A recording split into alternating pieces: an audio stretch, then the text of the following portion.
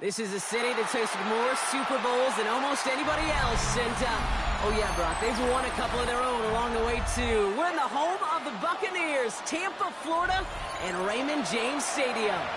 Coming up, a highly anticipated contest between the Detroit Lions and the Tampa Bay Buccaneers.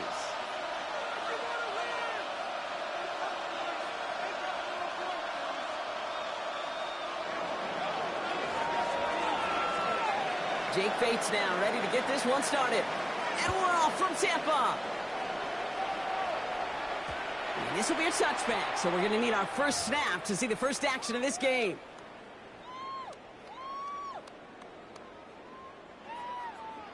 Offense out now to get us started. It's 1st and 10. We give it to Irving to start this drive. Can't slip that initial tackle. Stops made for no gain on that first down play.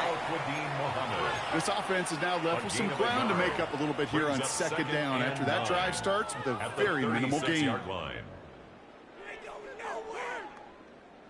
Last run, not a lot of help, Brock. 9 to go now on 2nd down.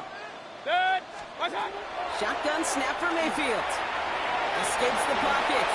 Mayfield's able to get him the first down before sliding to a stop. As long as these are the results he's getting, they're going to be just fine with him calling his own number. He does such a good job of seeing the field and knowing when it's his time to take it himself. Mayfield on 1st and 10. Short pass brought in. And he gets back to the line, but no more. Well, if they were concerned about losing yards, running it on 1st down, it just happened anyway. Not many passes end in a loss. Hopefully they got a little more aggressive strategy coming here on 2nd down. Offense to the line for 2nd down. Run. Regular. Hey, alert. Watch out. From the gun, Mayfield. And the defense making a play on this opening series. That one is knocked away, and that brings up 3rd down. I don't think there's any question about it. You can see right from the jump here, the point of emphasis with this coaching staff. Be active with your hands, not just one guy. All these guys are flying around and so actively, aggressively looking for that impact play. Hey, alert. 3rd down, here's Mayfield. It's complete. This is Nguka. And they're going to hold him down just shy of the 40. That's going to go as a gain of 13 yards. And that will be a Tampa Bay 1st down. 1st and 10 at the 41-yard line. Straight ahead, it's Irving. Runs for the first guy he met. No gain on that 1st down run. Sometimes you just feel like in the background of every ho-hum run is a bigger play that just needed one more component.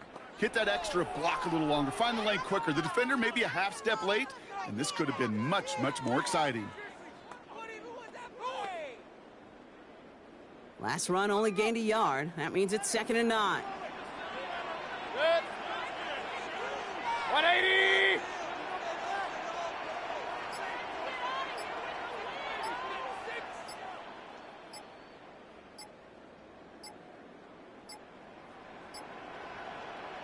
Play clock nearing 0, and Coach Todd Bowles has to signal for a timeout.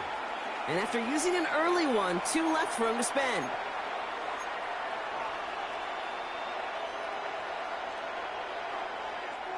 They'll come to the line here, 2nd and 9. Here's Baker to throw. Dumped off to his running back. And he's short of the first after a mile gain. Well, this is the type of game we've come to expect from him as a runner, toting the ball, but he's just as adept at turning the screen into the same kind of yardage, too. Drive has gone 8 plays now as they face 3rd and 3. 180. Alert. Hurry. What's that? Mayfield now from the gun. He's across the 20, still going. And he is all the way ahead to the 13-yard line. They managed 22 on the rip and a 1st down. The numbers are pretty clear, Kate. You get explosive plays. Those explosive plays on drives lead to points. You can't ask for a better start offensively. 20. That. So that connection for a first will bring us to the end of the first. Hopefully no shortage of excitement coming up in the second. More from Raymond James Stadium coming up after the break. Drive it in.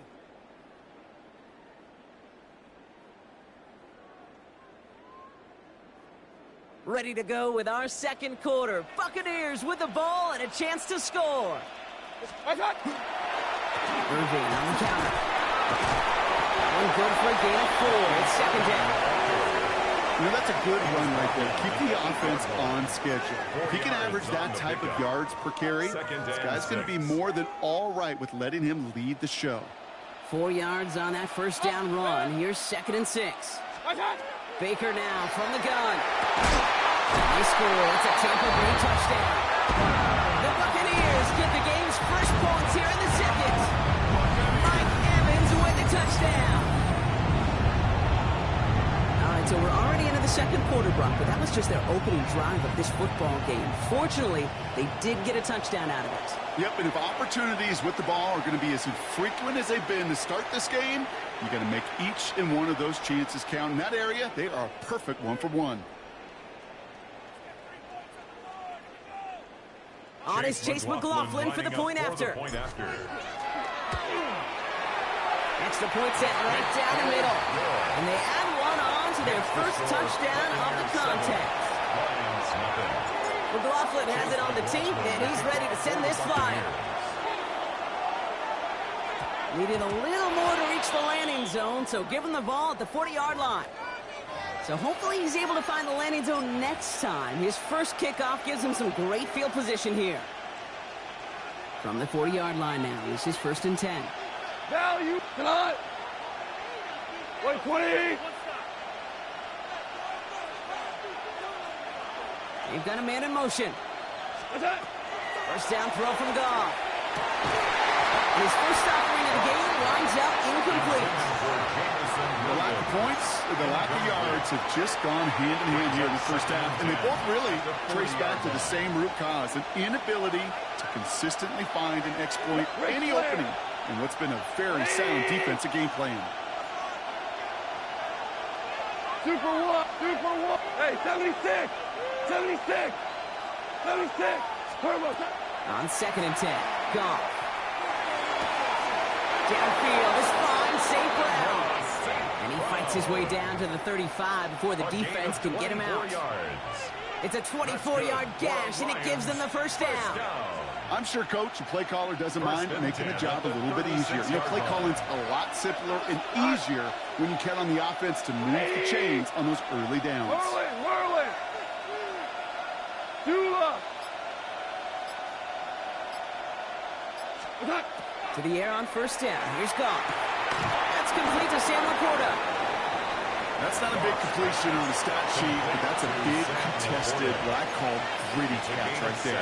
And that's what the best tight ends will get you. 2nd and 3 now. 29-yard line. 180. First game on the ground to Jahmyr Gibbs. Running in the red zone. And he will get this to the end zone for a Detroit touchdown. Touchdown. The Lions finish off their opening drive. It's a Jahmyr Gibbs touchdown. Kate, that's just simply the difference-making edge that these elite running backs bring to you. A lot of backs can get you 10 yards, 20 yards, but the elite backs, they can take it to the house. That one splits the uprights. And the Lions start off well to tie things 7-7.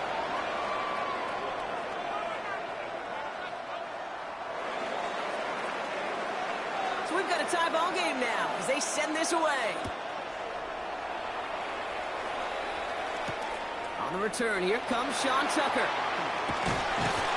And in the end, he's able to get it to about the 25-yard line before he's hauled down. At their own 25-yard line.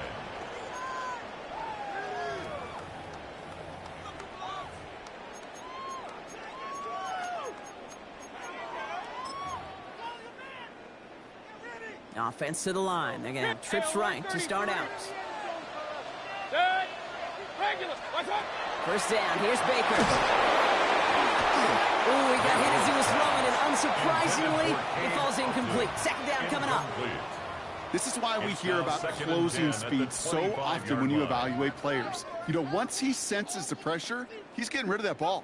It takes a player who can close quickly to get to him before it's released and alter that throw. Another try from the 25. It's 2nd and 10. Pistol. 180. Throwing again is Baker. Throws out of the pocket quick. And this play reaches the 35 before it comes to an end. They come through with a nice gain there. Gain of 10, first down. 10 yards. Quite a defensive battle, Brock, that we have got so far as we've reached our 2-minute warning. 1st and 10 at the More from 35-yard Raymond line. James Stadium coming up.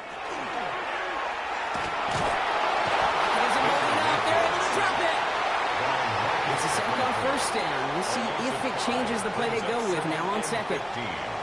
Pretty even match in this first half, and you're just kind of waiting. Right? You just kind of try to get a feel for which defense is going to come to life. And when you get that sack, that could go a long way to infusing some energy on that side of the ball. Getting out to his left. And the cover just too good there. Didn't find the throw that he was confident in, so just throws it away. 3rd down coming up. Well, this has been a tough series. Sacked on the first down play, forced to throw it away right there, an awfully difficult 3rd down now staring you in the face.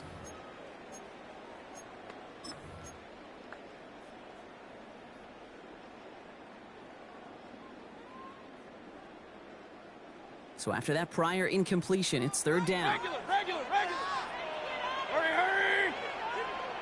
180. Run. What's up? 3rd and long for him here. Downfield, Evans has it.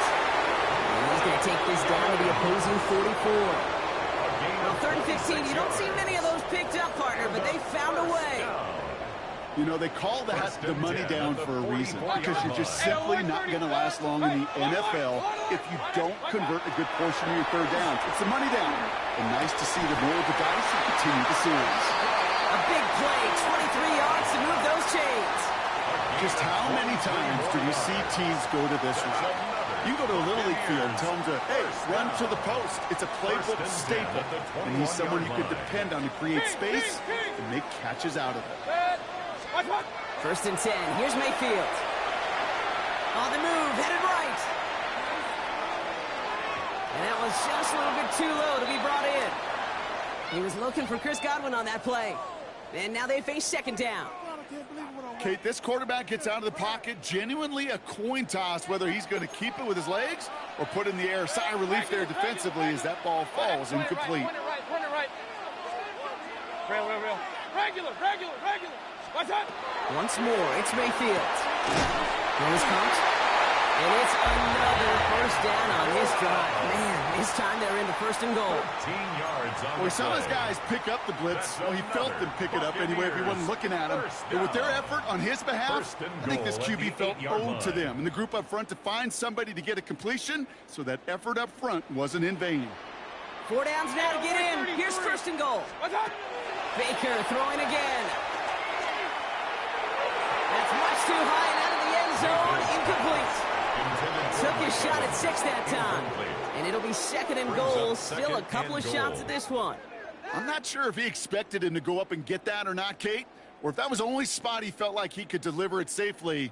This guy's got the goods to bring those types of throws in, but not this time. So the incompletion on 1st. Here is 2nd and goal. Alert. 180. King. Pistol. Stop. Mayfield to throw again. Chased out to his right. And he's going to have the Tampa Bay touchdown. The Buccaneers take the lead just before halftime. Manage that clock beautifully down to the final moments, Brock, and then get the score just before halftime. That doesn't change the theme of the halftime speech, but I guarantee you it adds some enthusiasm to the tone. That was awesome. That one right down the middle. And the Buccaneers break that tie and now lead by 7. So we'll see if it's a kick return that ends on half or if we get a play from scrimmage as this one's away. And it looks like we're going to have time for one more play here, Brock, as this one goes for a touchback. At their own 35-yard line.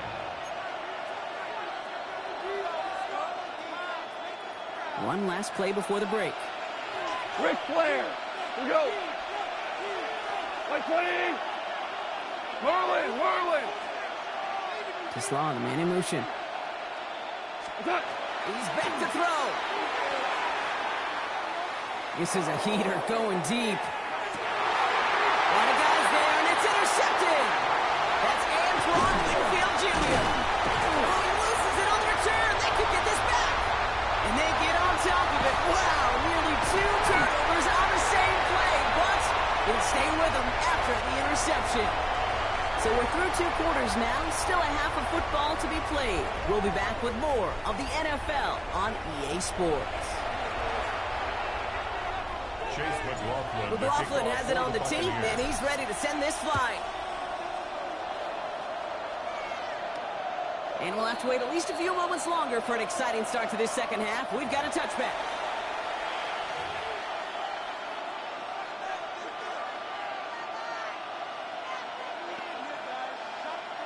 Good field position for the Lions here as they head up to the line. 1st and 10.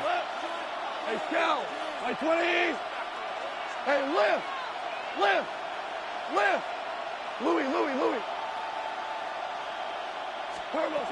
Shotgun snap here to go. Has him on the quick hitter. And he's down after getting this up to the 41. The goal of that little drag route is to get him for at least a minimal gain with space to add after that. That picked up a good chunk, and it was nearly a big play. After a good pickup, they've got 2nd and 4. Like 20. Two.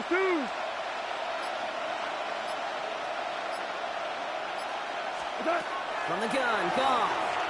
Finds him over the middle. And not much doing. He stopped quickly. It's not just imperative that a quarterback goes man or zone. Same thing for a receiver, especially on a drag route. When he sees zone coverage like that, just settle down, find a soft spot, and give the quarterback a chance. Goff to throw here. It's 3rd and 2. He's got some air under this one, deep down the middle. Challenges, double coverage, and it's intercepted. And the Buccaneers will get possession up towards midfield as they take the interception up beyond the 40. Good starting field position for the Buccaneers. 1st and 10. At their own 43-yard line. Drive begins with a run by Irving. And he's got it up to midfield and into Lions territory. Just a little short, but still a 9-yard pickup. That's going to bring up 2nd and 1. That run may not have gotten you a first, but sure, nice little run to set the table. Looking for a pass on 2nd and short. And that throw just too high for him. Trying to find his tight end. And what will they dial up on 3rd and short? He's counting his lucky stars. That one isn't headed the other way right now. That is not the time to challenge double coverage. No connection on the last play. Now it's 3rd down. 180. What's up? Irving trying to run for the first. And he'll pick up enough to move the chains. What a great sign to start the second half for this offense, because with a lead, well, the ground game becomes your best friend, the centerpiece for this offense, trying to chew up that clock. At the 38-yard line. Real. 1st and 10, it's Mayfield. Completed over the middle. And there's the stop after he drives this down to the 13. That goes as a gain of 25 yards and picks up the first. Why in the heck do you need 2 or 3 plays when you can get it done in one effective call right there? Go from 1st down to 1st down, exactly the tempo offenses love.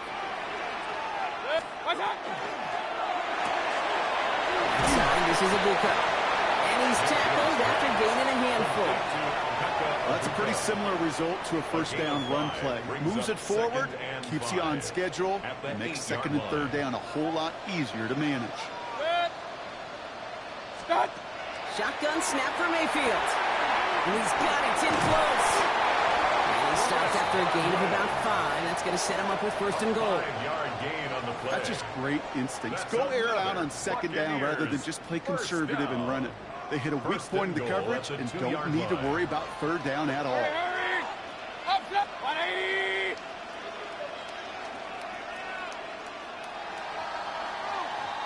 Well, the defense is really buckled down. That was a scoreless third quarter for us. It's Buccaneers football with a slight lead. Just got to hang on for one final quarter.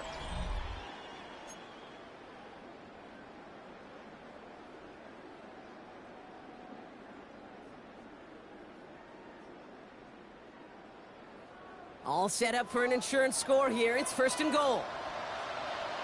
Hurry, hurry! 180! Stop!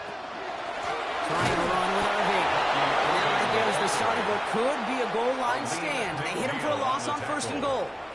I know from the position of the quarterback kick, sometimes you hand that ball, you put it in the belly of the running back, and you send him right into the teeth of a buzzsaw. You can feel it from the jump, and that call from the defense, that came at the perfect time. Here's another for Irving. And he runs out of real estate before he can dive for it. That's out at the 3. It's a gain of 2, and now they have third and goal at the 3.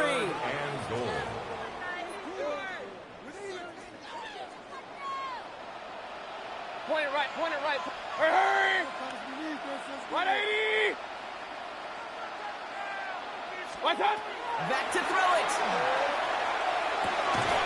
And he's got it. That's a way out for a touchdown. The Buccaneers go up by 2 scores, 13 points in the fourth. I should know this by now, Buck. I don't know if you're a Broadway guy, but there's a lot of names that belong on the playbill for this lead we've got here, but his name belongs on the marquee as he brings in his second touchdown grab. Yeah, a bunch of contributors all throughout this roster. No, Broadway guy. And with 2 scores now, it's what, a 2-score game? Easy to see he's been one of the key actors throughout. Appreciate the honesty. Line 7. McLaughlin has it on the tee, and he's ready to send this flying. For the Buccaneers. And he got all of that one out of the back of the end zone for a touchback. At their own 35-yard line.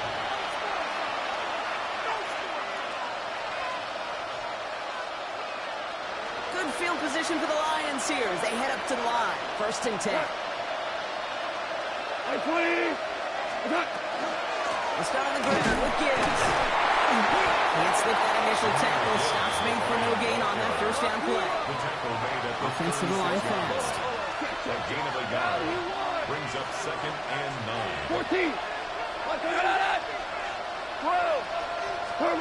Off to the air now. Oh, someone stepped in. It's intercepted. And the Buccaneers are stopped on the return and now have it at the opposing 45. Goss pass. Intercepted. The Bucs take over first and 10 at the 45. Tampa Bay bringing the offense to the line. It's first and 10. What's up? They toss it here to Irving. And they blow up the opening play of this drive. Love the aggressiveness from this defense. So some immediate revenge for that last play, Brock. I don't know. What do you think? Is it going to take away the pain from giving up that big run the prior play?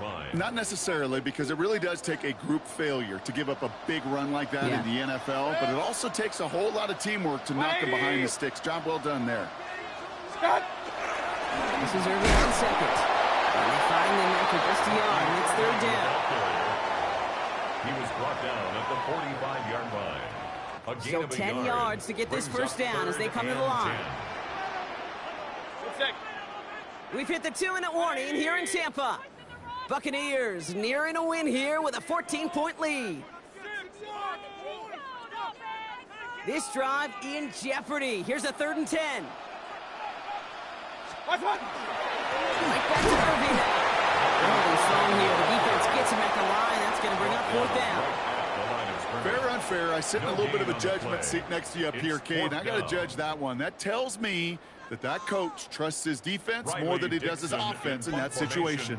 Bucs getting set up to punt now on 4th down. On comes Riley Dixon. And this somehow is only going to be our first punt of the game.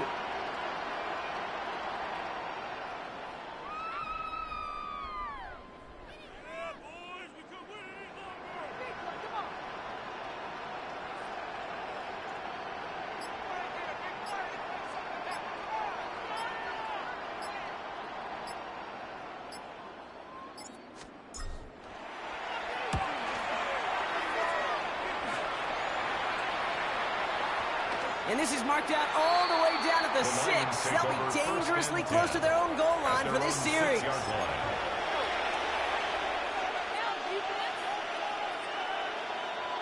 All right, Lions just about ready. 1st and 10. Come on! Wait, please!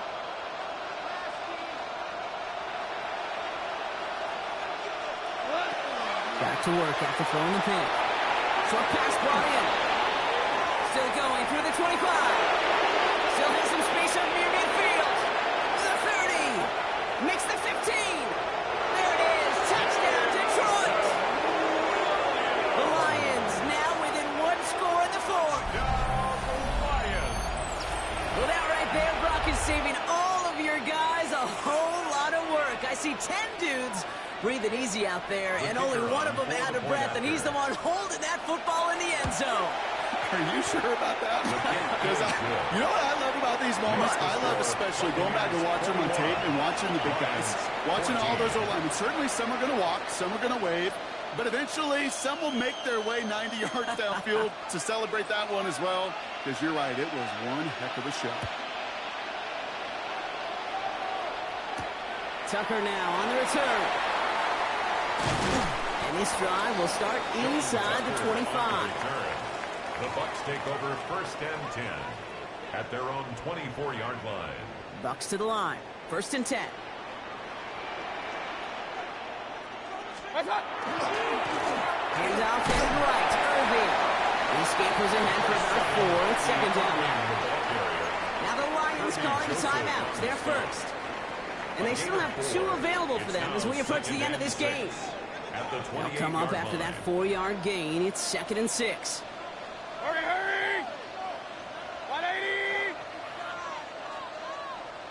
What's up? Once again, Irving. And they'll find that for a few. It's 3rd down. Detroit calls timeout. It's 2nd. And they'll have just 1 left to burn now. It's a gain of 4. They'll come away happy getting that type of output on most run plays. It's a sign, well, they're getting some good push up front, and this running back is seeing the lanes and paying them off. Complete beyond the marker. And the Buccaneers get that 1st down. And that should be enough to start the celebration and earn them this win. A 7-yard Play like this, that's exactly where you want to get him the ball. Right on the outside, where he's got the space and a lot more room to work. What's up? Here's a design run. So it's a win for the Buccaneers. This is the type of game everyone was hoping they'd see when they entered this stadium, Brock, you and I included. A close one that went all the way down to the final whistle. And Kay, this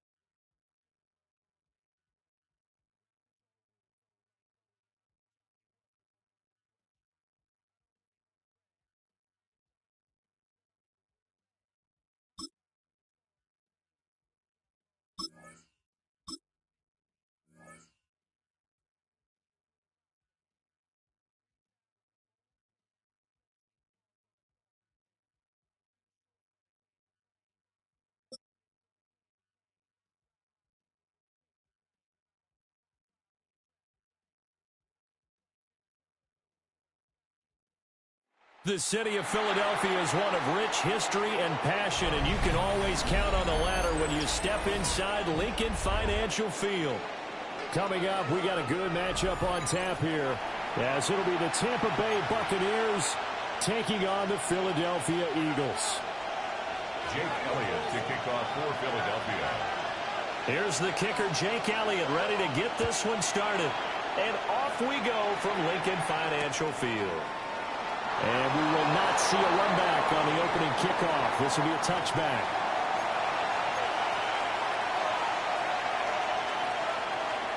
Ball up to the 35 now as they come up on 1st and 10.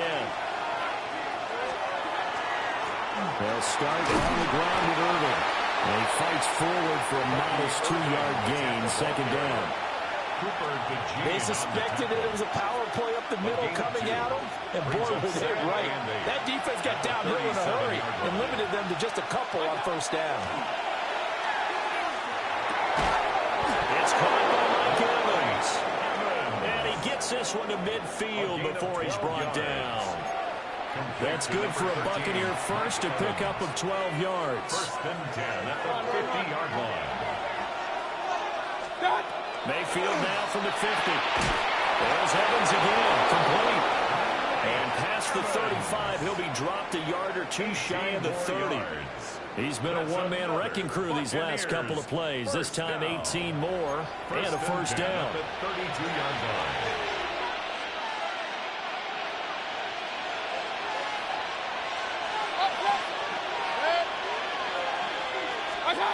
From the shotgun, it's Mayfield. He brings it in over the middle. And they'll work it inside the 15-yard line before it's all said and done. Another big gainer that time. This one goes for 19 yards. A nice gain there to his trusty tight end, and now it's got them thinking opening drive touchdown here as they get into the red zone. And in most cases with your tight end, you feel like you've got a mismatch no matter who's covering him. Is it a small cornerback? Is it a linebacker who may not run as well? In any event, whatever you see, you think that tight end can win that battle. And he'll find his way down right around the 12. Just a yard on the 1st down carry, so it's 2nd and 9. Early down stuff to put this offense in a precarious position. We know that securing the point of attack, especially against the big-bodied guys in the middle of this D, has got to be priority one. Now 2nd and 9. From the gun, Mayfield. Left side here, that's complete to Godwin. Down to the 6-yard line on a pickup of 6 as he gets halfway to the goal line. Well, safe to say the passing game has found a rhythm. He's now 4 of 4, but might need to be 5 of 5 to keep this drive going here as they face a 3rd down. And maybe perhaps you show touchdown. Chris Godwin, a 5-yard touchdown. And the Bucs will jump on top with the game's first score here this afternoon. Chase McLaughlin on for the extra point. And that one gives the Bucs a 7-0 lead. Makes the score Buccaneers 7, Eagles 0. Chase McLaughlin. Following the touchdown, here's McLaughlin to kick off. And that one not returnable, not by a long stretch, over the back line of the end zone, so that's going to be spotted up at the 35-yard line. Hurts and the Eagles come up here 1st and 10 at their 35-yard line. They run with a dangerous Saquon Barkley. And they'll grab a gain of 5 out of this up to the 41-yard line. Here now, 2nd and 4. Brings up 2nd and 4. Off the play fake, here's Hurts. Now a run here off the RPO, he'll keep it. Hurts dangerous when he runs that football. He's got a first. As he came to the line of scrimmage, he knew he didn't need much to reset the chain, so when he saw the space he needed, no hesitation. He went to the marker and got his guys a 1st down. Now Hurts is going to do it himself. That one complete down the field to Smith. And he takes us just a few yards shy of the red zone before going out. Give him 30 yards there. 1st down. 1st and 10 at the 23-yard line. Don't touch it! Don't touch it! Play action. Here's Hurts.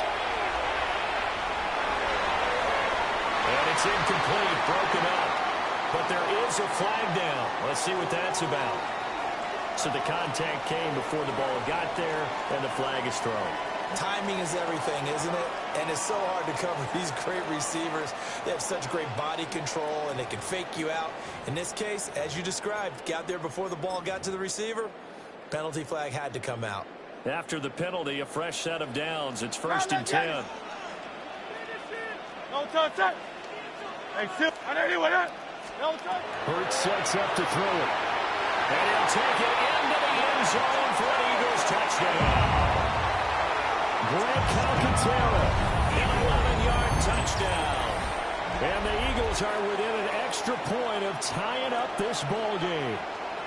A good tight end is a heck of a weapon for any quarterback, especially when you're able to create some mismatches. Sometimes they work against a linebacker, sometimes they work against a smaller defensive back. But when they find it, they go to it, and it often results in touchdowns. Elliott good with a PAT, and we are tied at 7. Jake Elliott to kick off for Philadelphia. Each team's had it. Each team has scored. 7-7 here as the kick's away.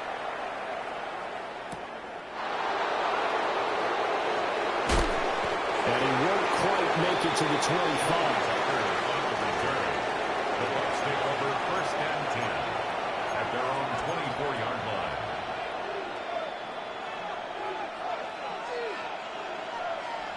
The Tampa offense ready to get their drive started. This drive here beginning probably with a pair of motivated groups. Remember, the offense scored a touchdown on their last time out. Looking to repeat that in Charles' defense. They were very frustrated after giving up 6 the last time on the field. And frankly, it's just a battle of wills in a lot of ways because you know they're both motivated, they both game plan for this drive, and they both have specific outcomes in mind. To me, it just comes down to who can execute better and which side can step up and assert its will over the other. 180. What's that? They go play action. Mayfield. Open man is Ibuka. So the completion good for 7 there.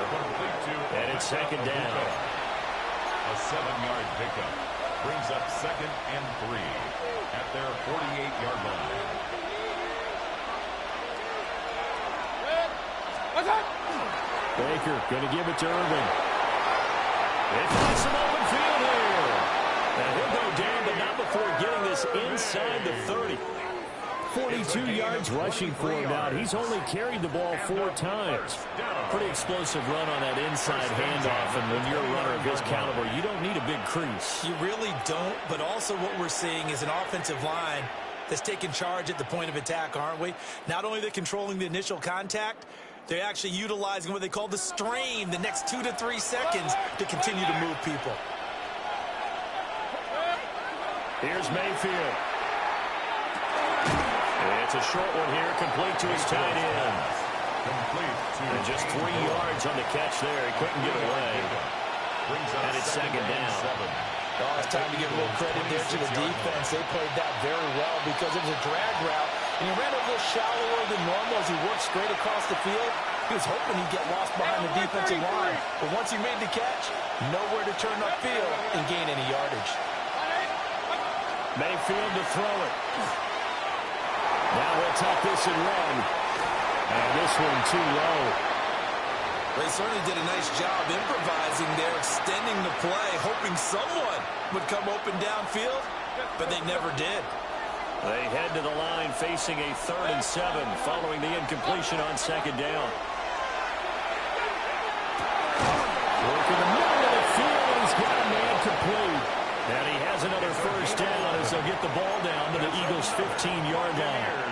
And that's well executed there on 3rd down. And I love the confidence that they had to let their tight end try and find some space in the middle of the field, right in their quarterback's line of vision. And QBs love to make that easy throw, and they hooked up there for a 1st down. And he couldn't quite get there. Tackled down at the 1. Back-to-back nice gains. That one for 14 yards and another 1st.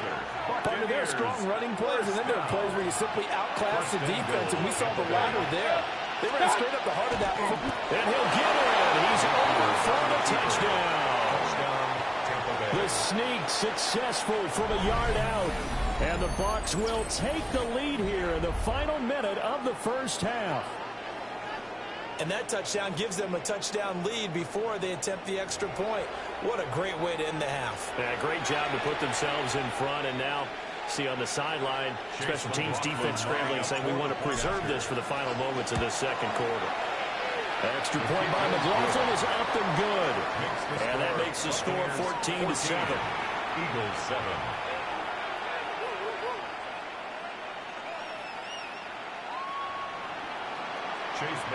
Following the touchdown, here's McLaughlin to kick off. And this one definitely not in the landing zone. In fact, it's over the back line. So this is going to come out to the 35. Already at the line, this Philly offense set to go. As they take over with exactly 1 minute to go. That's complete. He's got Barkley out of the backfield. They'll wind up getting just a yard. And that'll make it second down. A gain of a yard. Brings up 2nd and 9. They go play action with Hurts. Looking here for Smith downfield. And this one is incomplete. And they're not going to go quietly into this halftime break. They know they're in for a fight, so they're trying to make every possession count. They took the big shot there, but it winds up incomplete. After an incomplete pass on second down, that'll leave him trying to convert on 3rd and 9. Throwing from the gun, it's Hurts. And he is caught.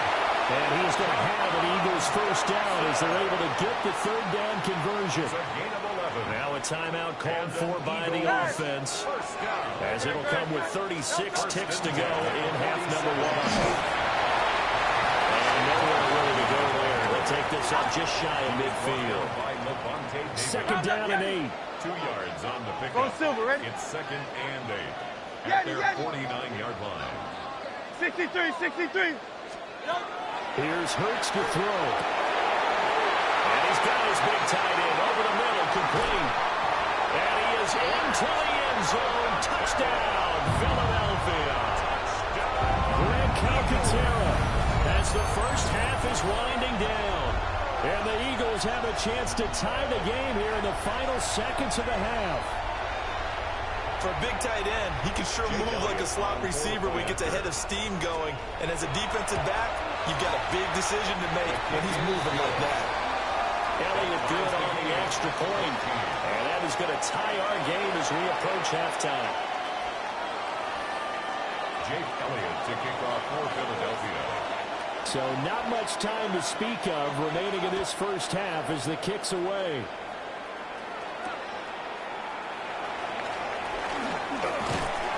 And he'll get it up across the 20 to the 21-yard line. The Bucs take over 1st and 10 at their own 21-yard line.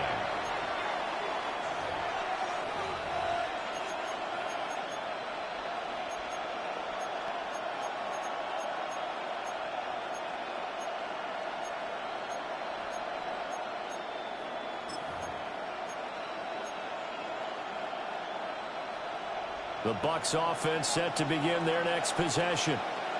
And with 8 seconds on the clock, really not a lot of time to try to put anything together. And that's complete to Shepard. And we're going to get a timeout with 2 seconds remaining in the second quarter.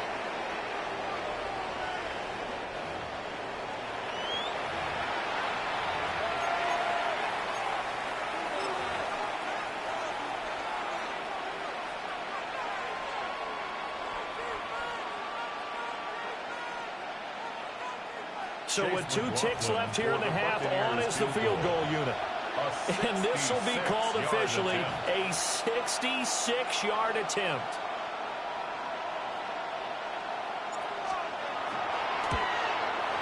And he put enough leg into it, but it's well off to the right and no good. And this game will remain tied here in quarter number 2.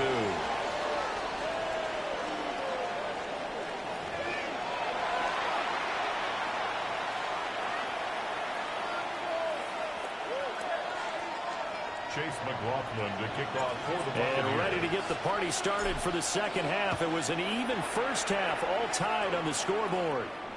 And this one definitely not in the landing zone. In fact, it's over the back line of the end zone. So this ball will come out to the 30 now. The Eagles offense set to begin their next drive. It's a tie football game here. What do you think, Charles, the message was at halftime?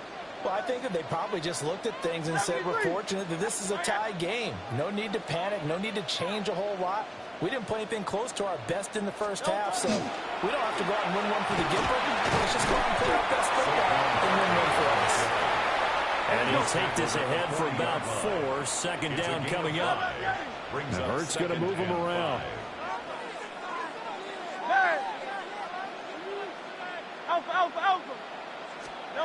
From the 40 now on second down. Hurts. And he'll be taken down, but not before he gets into enemy territory. 13 yards on the play. And now they'll shift things around. First down. First down 10 at the 47. First down carry for Barkley. And he is met in his tracks behind the line of scrimmage. Hassan Reddick coming through with a stop there and a tackle for loss to boot. An interesting and intriguing decision there defensively because they kept extra DBs on the field despite seeing the multiple tight end look that came out for the offense. I thought they were going to switch out of it. I didn't know if they felt they didn't have time or what the case was. Well, in any event, the extra speed allowed for great penetration as they stuffed that one behind the line of scrimmage. A good pickup there, 13 yards as they get closer for third down. A nice chunk play from the tight end position, and it illustrates the cohesiveness that he and his quarterback have. Both saw the extra defender doubling him up, and they still combined for the completion and big gain. Well, this pass broken up. Excellent coverage there on third down, as that was not an easy one to hold on to. This has certainly been a physical game so far. Limited scoring opportunities for both sides, and there's another chance that goes unfulfilled.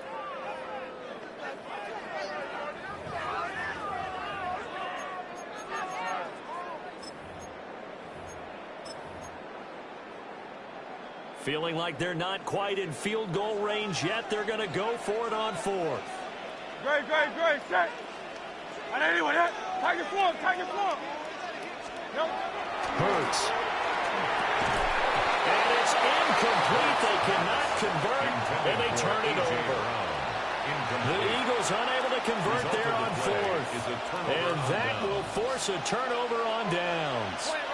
The Tampa offense ready to get their drive started.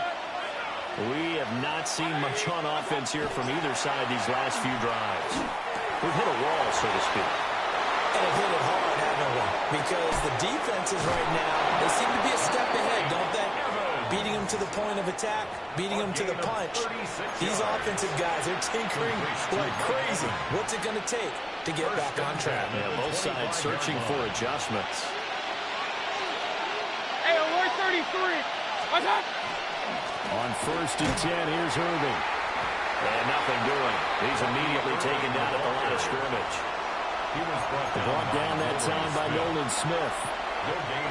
And he got off the end there very quickly to make that play. Yeah, it was almost like the bullet train, wasn't it? I mean, just zoom. Quick. And what a terrific play, holding him with no gain. To the left side, he gets this one to Abuka. And he will reach the 5-yard line before going out of bounds. Second catch for him today, and it'll wind up a first down. First and goal at the 5-yard line. Straight ahead, it's Irving. And he's into the end zone for a Tampa Bay touchdown. Tampa Bay. Bucky Irving taking it in from 4 yards out. And the Buccaneers have taken the lead. So this game tied at the half, but we are tied no more. A touchdown there on the opening sequence of this third quarter. What a great drive put together by their offensive coordinator. He had a plan, and they executed it almost to perfection, coming right out of the locker room. Now they're feeling good about their chances here in the second half. Following the touchdown, here's McLaughlin to kick off.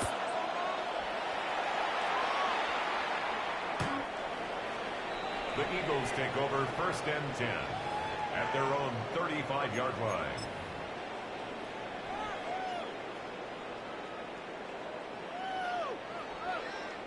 Already at the line, this Philly offense set to go.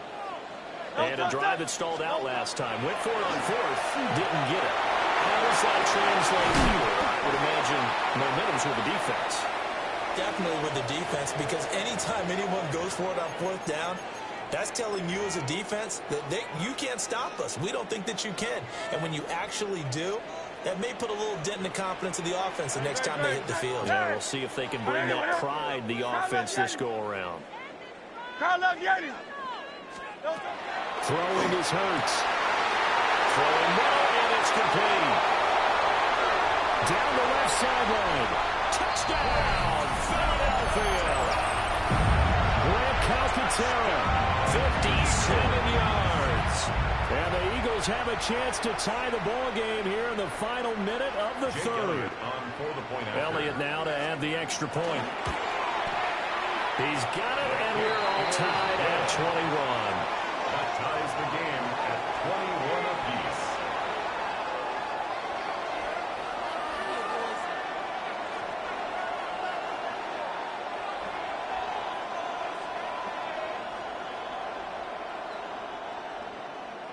Jake Elliott to kick a couple off of for teams locked into a good one here. 21 all the score as the kick's away.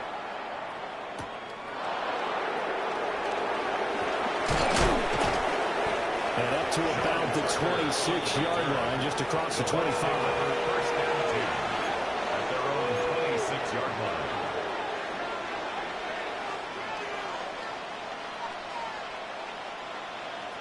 The Bucs offense set to begin their next possession. And their lead has evaporated in this third quarter. It's tied once more as they begin with a 1st and 10. And that one drops down, incomplete. Good coverage there, forced the ball free, and it's 2nd down.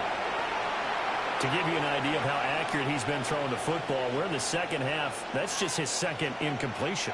Well, if he's that locked in, that means everyone's locked in, because to me it's like throwing a no-hitter in baseball.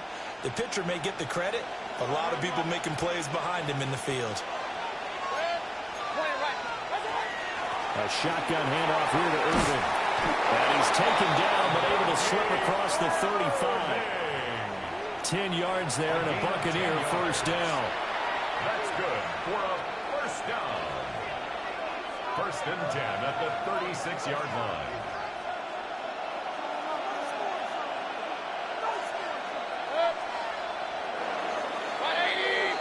And as they come to the line, they will not be able to get off another play as time has run out on this third quarter. We'll return with more after this break. You're watching the NFL on EA Sports.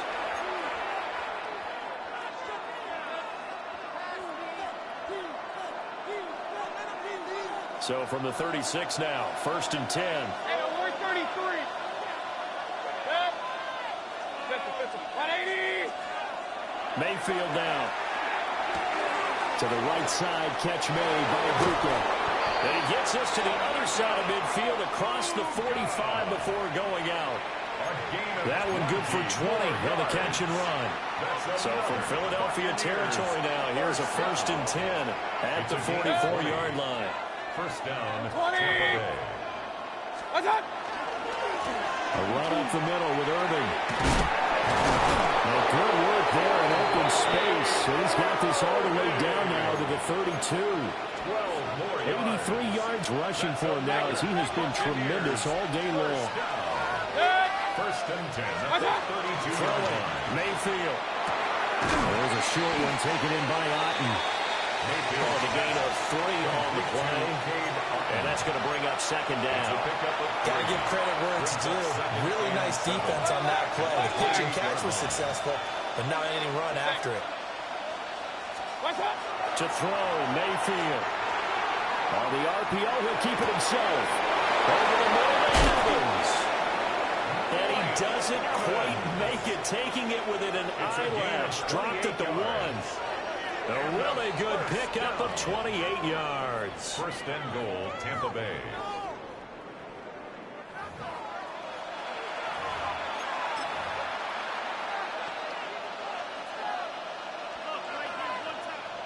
Now first and goal. And now defensively they're going to burn their first timeout. Remember, they get an extra time built in coming up here shortly at the 2-minute warning. A field goal could get them the lead, but it might not be enough here as they come up on first and goal. And he is over the line for another rushing touchdown. Is he a quarterback or is he a tailback? The sneak successful from a yard out. And the Bucs answer back with a touchdown of their own to break our tie and take the lead here in the fourth. Extra point by McLaughlin is up and good. And they will take a 7-point lead.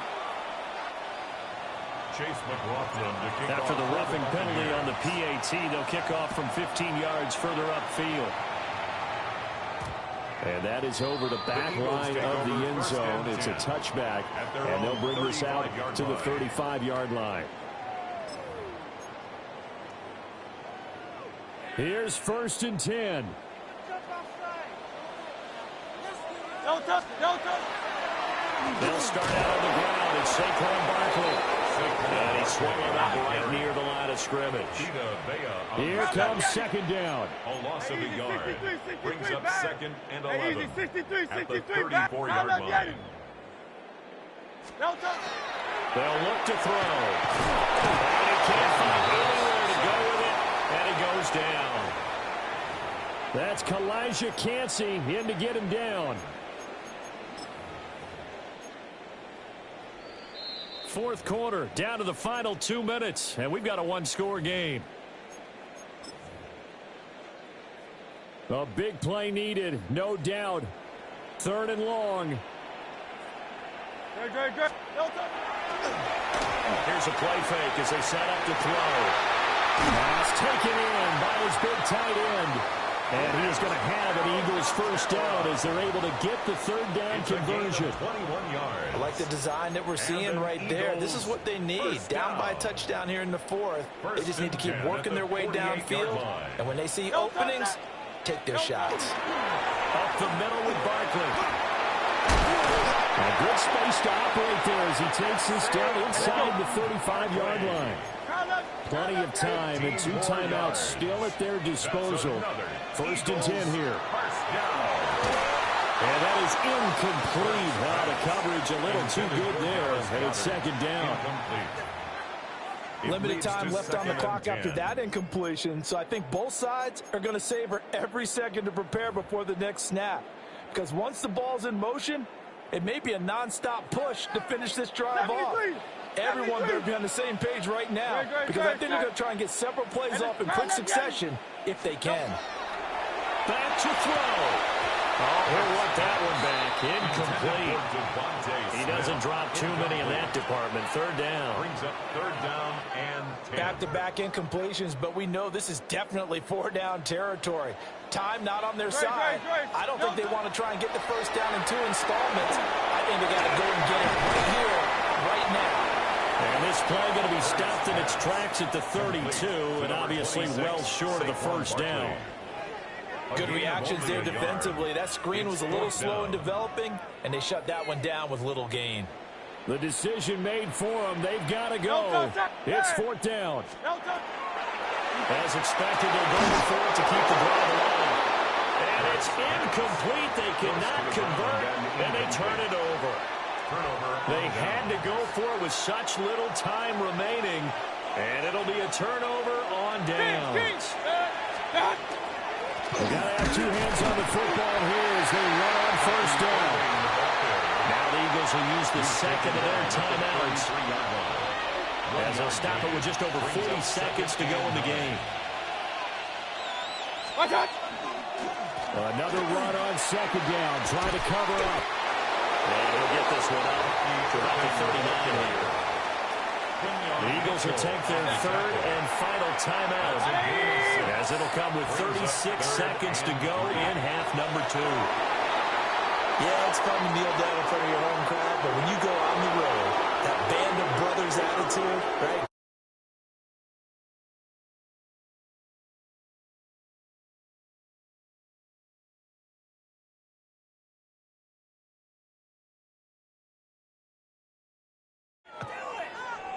So no shortage of offense in this game, but a very clean game too, Charles. Each side got its points, but they did so without committing a single turnover.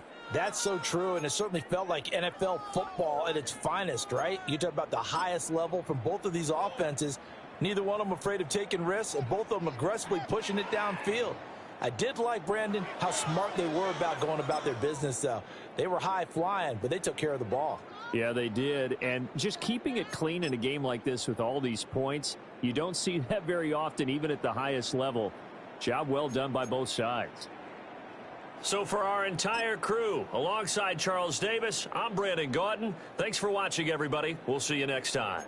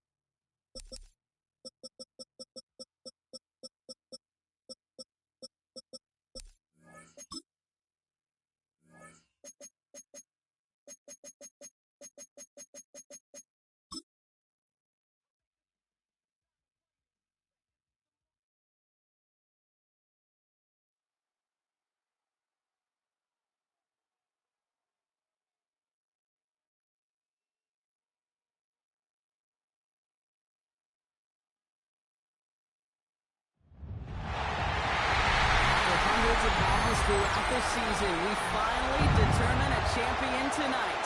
As EA Sports coverage of the NFL brings you the biggest game of them all, the Super Bowl. Up next, one team's name will join NFL immortality at the end of tonight's battle between the Seattle Seahawks and the New England Patriots. Kate Scott and Brock Heward, happy to have you with us. And this is an unusual spot to be, Brock. Both teams here, they have fought and earned their way to this one. Yet this still looks like could be one of the more lopsided Super Bowl matchups that we have seen in our time in the NFL. It looks that way on paper, but we know. We've watched it through the centuries. Right? We know that upsets happen in this moment. Broadway Joe's guarantee and the Jets win in just the third Super Bowl. This was a giant shock to the Patriots and their perfection. And that lesser-known Tom Brady, yeah, they too got past the greatest show on turf. This moment, underdogs emerge.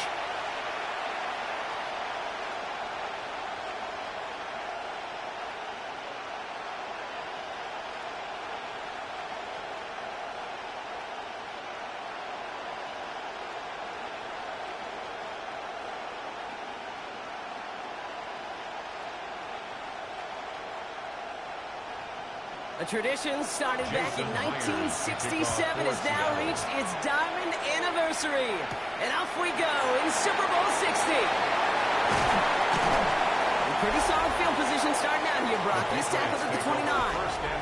So out come the Patriots, ready for their first possession. Leading them out, someone with a big arm and a field general's mindset, Drake May. Kate, this is one of those moments that I so wish we had those thought bubbles. That we could see and hear every thought going through his mind as he runs on the field on this Super Bowl Sunday. I'm sure there's some anxiety. I'm sure there's a little but of nervousness. But I know when that ball gets snapped in his hands, this guy is ready for this moment because he's proved it all season long. They'll run it with Travion Henderson. Dropped by the first guy he met. No gain on that first down run. He was taken and it's not just some quarterbacks, Brock Heward, who got to have short memories. You tell me these two defenses need them sometime as well. Yeah, 100%. You give up a big run, well, too bad. No time to dwell on it because you got to line up, buckle up that chin strap, and try to knock him backwards.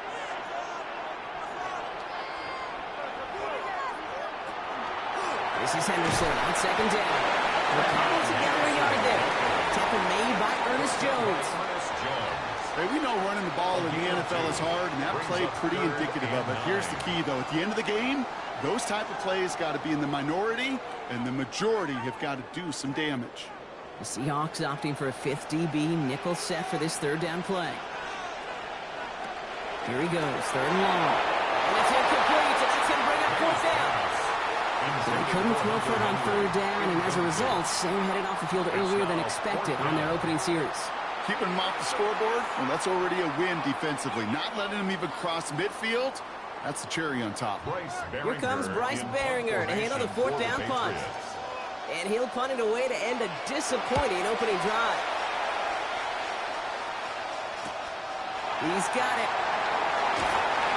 He's brought down before the return gets far. So now it's the Seahawks' turn to take the field for the first time. And bringing them out, one of the NFL's best stories as of late, a former third overall pick, Brock, who has revitalized his NFL career, Sam Darnold. Kate, I can only imagine what's running through his mind right now. What an arduous fight across the entire NFC postseason to get to this moment. And I think this is one of those moments where you just go back in that backyard as a kid and you close your eyes and you dreamed of when you were little, and you're living in it right now. Going on first, here's Darnold. Here's him off the quick hitter. It's a small gain up to the 38. Brought down by the veteran Carlton Davis. Jackson Smith and Jigba. 4 yards on the pickup. 2nd and 6 at the 38-yard line. 2nd and 6 coming up here. From the gun, Darnold. That's it again to Smith and Jigba. And this is taken ahead to the 42. Jack Gibbons in on the tackle. It takes a certain level of fearlessness, craziness to work over the middle of the field in this league. You're fighting through guys as you go, and all the while you know you could take a lick at any time. 3rd and just 2 to go. Here he is on 3rd and short. And he just gets rid of this one, but unfortunately, that means 4th down coming up. And, partner, I think we just got to look at what's going to be one of their biggest challenges in this one, operating quick enough to neutralize that pass rush. That's right, and I know it's very, very early, obviously the opening drive, but hits like that compound. That's why defenses stress it each and every week to get after the quarterback, because hits like that can have an effect throughout.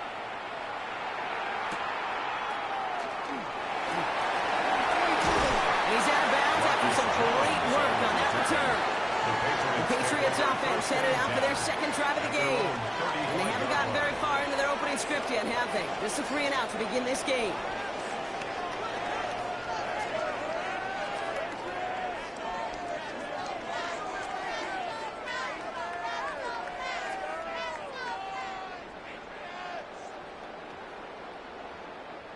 Good field position for the Patriots as they get set for 1st and 10. Here's made in the air. Short pass brought in. And they get him out just before he can move those chains, partner. It's a gain of 9 on 1st down. I know I can sound like a broken record when I talk about timing and getting the ball out on time and on rhythm, but these outcuts, it is so imperative, and the best of them make it look oh so easy. Nice spot here for the offense. It's 2nd and 1. From the gun, it's May. Finds him over the middle. And he's tackled with the 1st down yardage. A 5-yard gain on the play. And the Patriots, 1st down. 1st and 10 at the 50-yard line.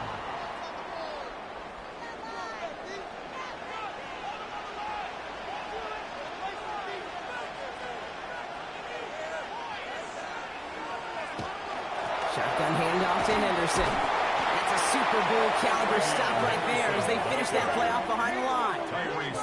Man, some of these middle backers are so impressive these days, Brock. No problems at all for him to range downhill and cut that play down behind the line. Kind of the calling card of the position played today. They're not as big as they once were, but boy, can they run. As you said, whether it's downhill or sideline to sideline like that. To throw, here's May. He'll get it complete to Travion Henderson. And this goes across midfield and into Seahawks territory.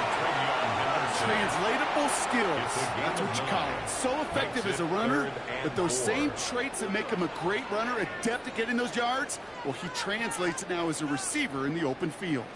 3rd and 4 coming up now.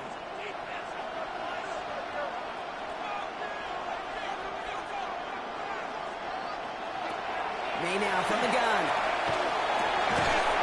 He had it for a moment, but a great defensive play to jar it loose, incomplete. The numbers tell us pretty clearly, you get to 3rd and long, extra long, it's really hard to stay on the field. That's disappointing because that was 3rd and manageable and an incomplete. Well, they are definitely being aggressive here on the big stage. They're going for it on 4th down early.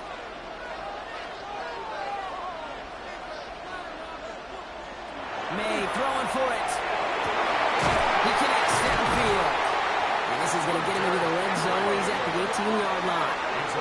What a play on 4th down. Give him the first after a gain of 27. 1st down. 1st and 10 at the 18-yard line.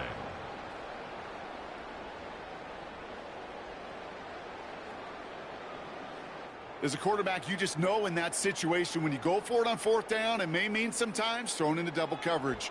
But if you're going to go for it, at least give your guy a shot to make a play. And against really long odds, he came up with a big-time catch. Throwing the outright complete. He's out of bounds. Looks like right around the 5-yard line, partner. So they're going to be set up with 1st and goal. The smartest pass catchers I've ever been around, they know how to set up an outcut beautifully. They recognize when they have leverage, how to sell the deep route, and then boom, they just break it out as if it's nothing. They send a receiver in motion right. Trying to run it in. It's Henderson. And he's in for the touchdown. The Patriots take a 6-0 lead in the 1st quarter. They kept it on the ground as opposed to airing it out. And that time, well, Brock, the ground game paid off. Well, these great rushing attacks down here that could score rushing touchdowns, it takes the whole party getting involved. Yeah, the burst of the running back was tremendous. How about the launch of his blockers right off the line of scrimmage? That's a touchdown the entire way, and it took the entire group offensively.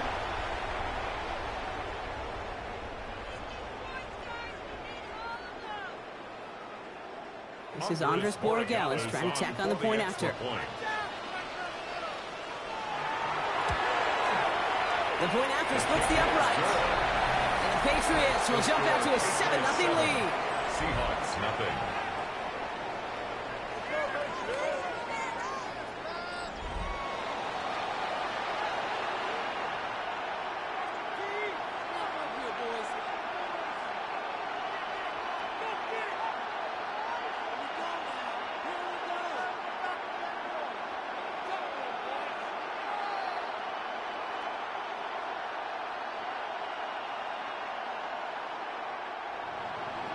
Now Borregales on to send it away.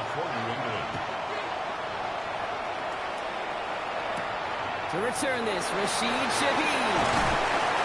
He's brought down just inside the 25. The Seahawks taking the field for their second possession. And it was a situation they prepared for, no doubt, Brock, but hopes that they wouldn't see. They're down early in the biggest game of the year. Hey, listen, nobody said winning championships was easy. This is an early test of whether they've got the resiliency to win it all. And we know this. When that final second ticks off, most Super Bowl champions, they've been the most resilient players, too. It's a complete to Kenneth Walker. And they're going to bring him down just beyond the 30 at the 31. These intermediate gains, that's the wheelhouse for these two to connect on. Start the series off well. It sure keeps the defense on its toes in case they try to load up and just simply cover the receivers. 2nd and 3 now.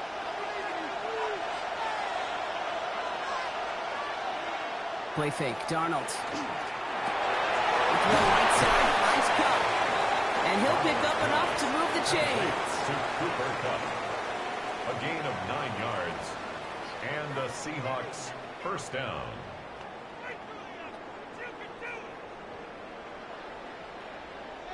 From the 40-yard line now, this is 1st and 10. Out of the gun, here's Darnold. Finds Cup once more. And he's tackled after getting this to the opposing 46. They'll get 14 yards and a new set of downs. A gain of 14. First down, Seahawks.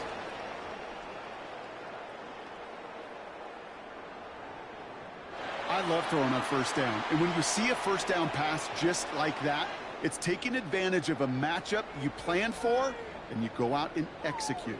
1st and 10 now from the 46. Now Donald out to play action. It's dropped underneath. Walker. And he's able to get this down to the 36. I know that completion doesn't move the chains. I love it nonetheless. You make sure that defense is aware of every eligible player going out. And this time it was out of the backfield with the running back that shows he's adept at catching it as well. The entire playbook is open here, Brock. It is 2nd and inches. Takes the handoff. Now to throw. Throw left side. Caught by Shaheed. And he's able to get this to the 32 before going down. It's a 4-yard gain, and that's going to get him across the marker and earn the first. First down, Seattle.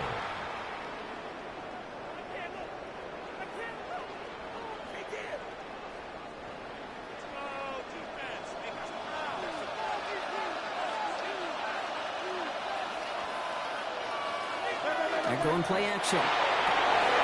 And finds Oots, complete. And he's able to take this one down to the 25. It's always nice to see teams still employ a fullback. I love rewarding the big guy with some touches during a game. They earn those looks. That was a well-run route, and he showed some soft hands to bring it in. 2nd and 3 now.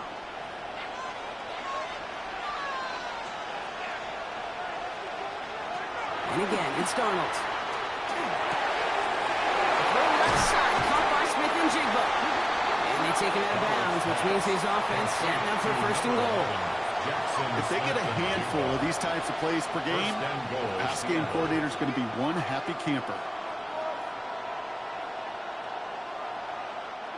Offense in position now. It's 1st and goal. Design quarterback run here. This is brought to a halt pretty early at about the 8. Moving just 1 yard, I think, on the run. Still some work to do here on 2nd and goal. It may not show up as much on the old stat sheet, just a short little QB run, but what that does, Kate, is so important. Keeps that defense honest, and in particular, those defensive linemen, those cleats in the ground, they're not just coming after you in the pocket. Now they've got to think about you as a runner as well. And he gets them a little closer to the end zone, down to the 6. Just a couple on that play. It's going to be 3rd and goal. Well, you get a little bit closer, but you can feel the pressure starting to mount. Unless you're committed to playing 4 downs here, this becomes a critical 3rd down call. On 3rd and goal, Darnold. And he's going to have the Seattle touchdown. The Seahawks trim the lead to 1. Cooper Kupp the touchdown. All right, partner, what do you think? Was that a design read, or did he just see space and he was reacting more on the old quarterback instinct there? Yes. I think yes on both of them, and that play happens so fast that it really is instincts on both sides.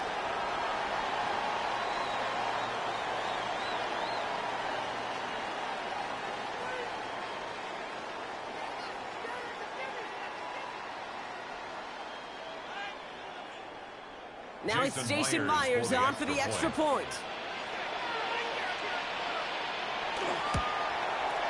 Right down the middle, it's good.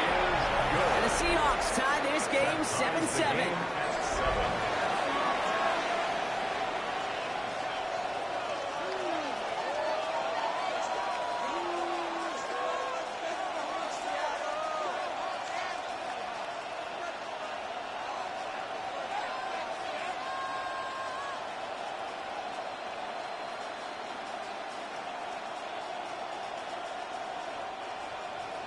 Now after tying this game up, they're all set to center away. Here's a return from the 7. He's brought down at what looks like the 24-yard line. The Patriots running their offense out there. And after some momentum was wrestled away by that last touchdown drive, Brock, the pressure is on them to respond here.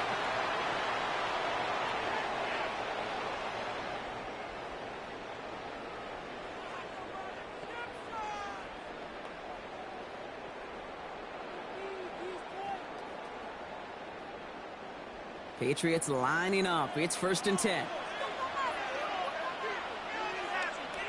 On play action, here's May. Finds a seam down the middle. Rolling into enemy territory. And he is into the end zone for a New England touchdown. The Patriots take the lead on the first play of the drive. So, Brock, this offense starting to find its rhythm a bit as they finish things with a touchdown there to give them the lead. And the key word there that you said is finish, because you want to have that mindset, even early in the game, that field goals aren't going to cut it. So that's great work to make sure they finish with 6 points.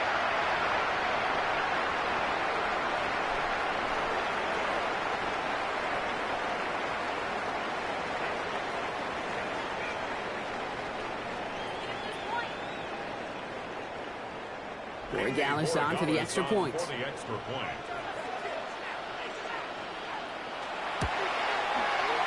point set right down the middle.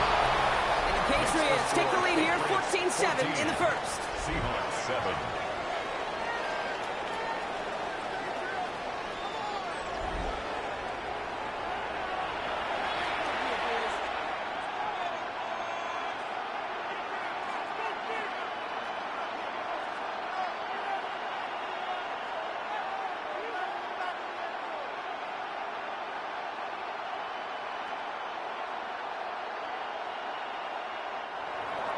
Now Borregales on to send it away. Here's Derinkian to return this. And this drive will start inside the 25. The Seahawks offense running out now. And that last drive, no answer for what they were doing through the air. So expect some tighter coverage this time around.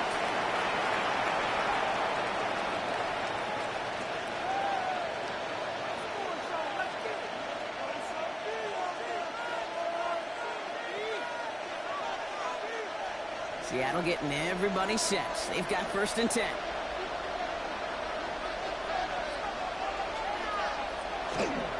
First play of the drive. Here's Walker. Can't slip that initial tackle. Stops made for no gain on that 1st down play. Okay, this is why you got to be careful to just run it always on 1st down. You got to break your tendencies. The casual fan, well, that casual fan knew what was coming, but more importantly, this defensive front did too. Last run, not a lot of help, Brock. 9 to go now on 2nd down. Line up the design keeper. That's a Super Bowl caliber stop right there as they finish that play off behind the line. QB runs could be some of the most difficult plays for these defenses, but not for the defense right there. Did their homework, and they get an A+ for how they defended that play. Digging deep in the playbook here, and this is 3rd and 11. Backfield is empty as they motion him out right. Throwing is Darnold on 3rd down. Lofts it deep right side. That's caught at the 25. And this gets close to the red zone. He is inside the 25. Play of 54 yards. And the Seahawks 1st down.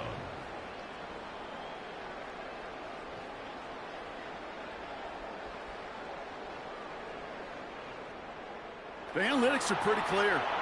It's hard to move the ball in this league with short little dinks and dunks. You've got to get the explosive chunk.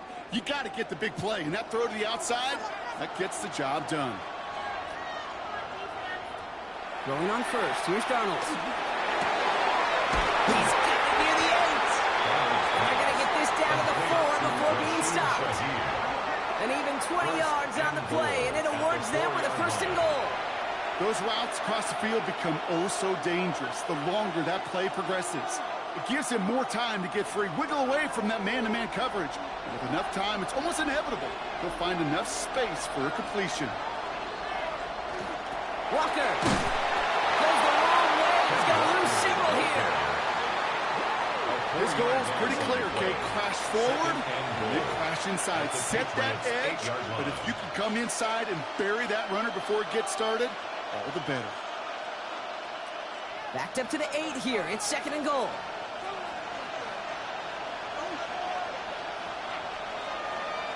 Now Darnold. Bill's caught. Just a couple of yards here as he heads for the sideline.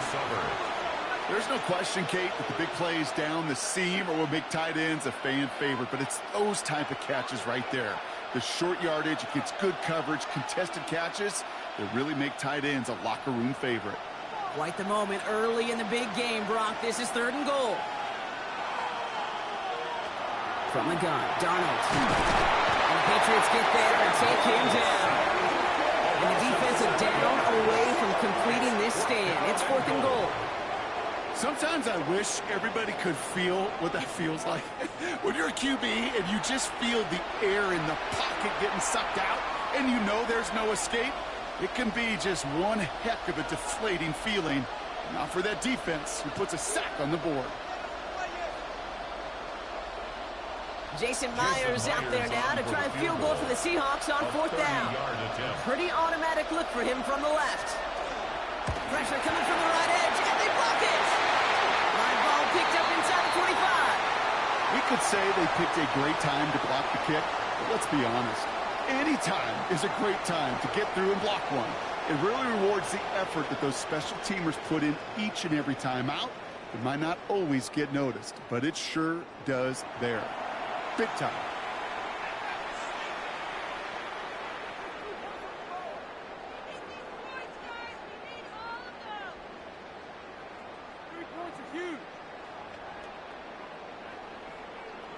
New England bringing the offense to the line. 1st and 10. Starting on the ground with Henderson. That's a Super Bowl caliber stop right there as they finish that play off behind the line.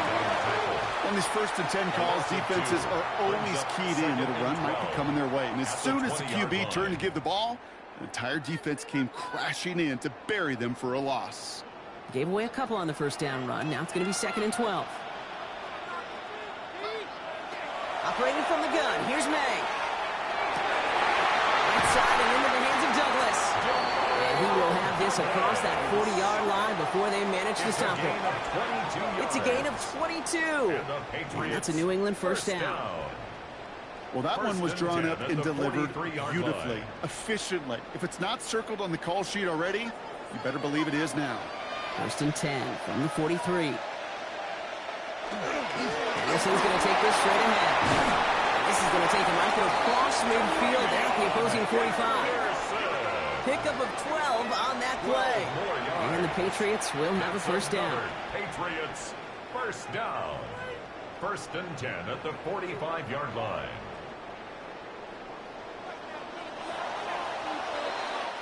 So Super Bowl 60, a quarter of the way done. It's a 14-7 game. More from Santa Clara coming up.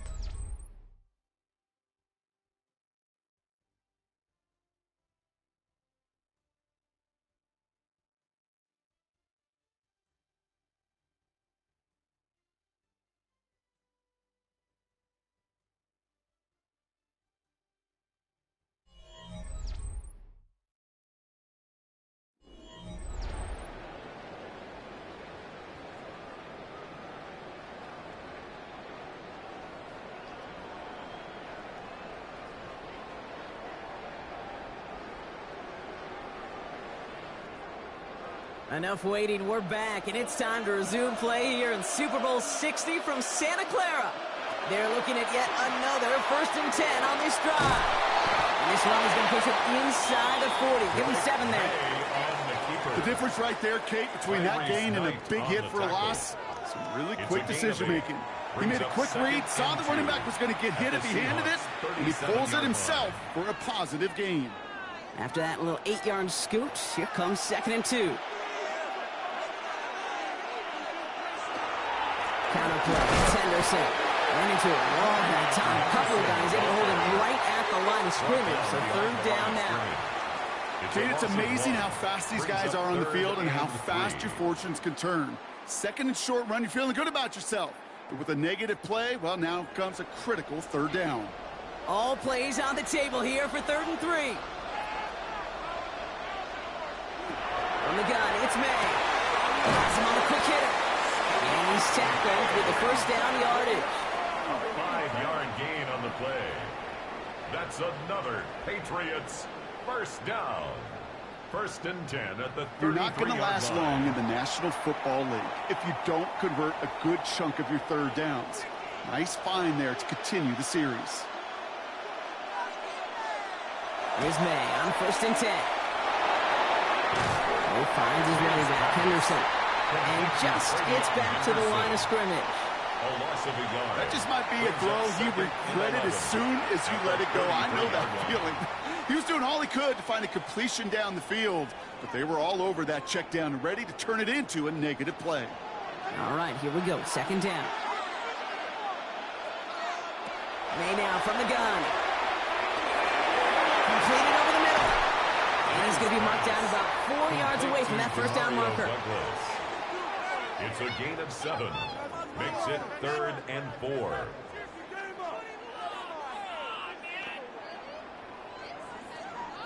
Needing 4 here on 3rd down. This is going to be the 9th play of this drive. Throwing again. It's May.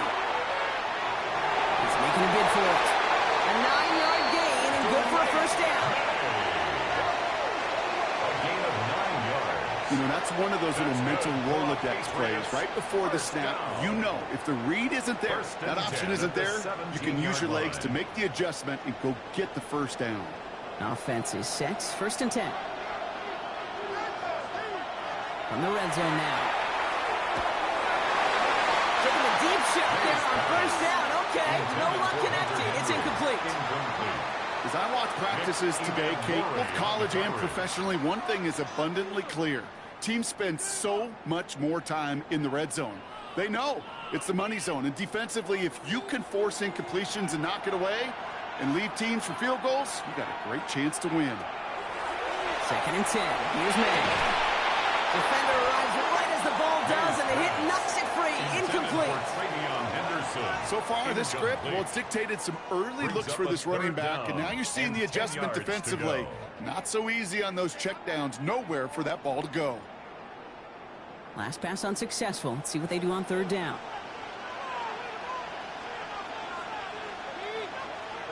Third and long for him here. Complete beyond marker. And he's going to have enough for the first down. Not by much. He got it. That's all that matters. Sets him up with a first and goal. First down. First and goal at the 5-yard line. That's what we call situational football. You spend all week working on your nickel passing game package to take advantage of third downs just like that. Trying to inside give to Henderson. So some defensive initiative in that goal to go, Brock. They take him down behind the line. Second and goal coming up. These edge defenders in the league today, Kate, they've got so much on their list to do. A huge to-do list. They got to get to the passer, they got to set an edge, and they got to stop that run game, not just on the end of the line, but in that case, right in the middle of the field. Makes the catch. Touchdown, New England. The Patriots take a 13-point lead. So, Brock, this offense looking sharp here in the first half as they extend their lead. You know, and when things are going well, sometimes you really just get into a groove. And this is a unit that's putting the pieces together.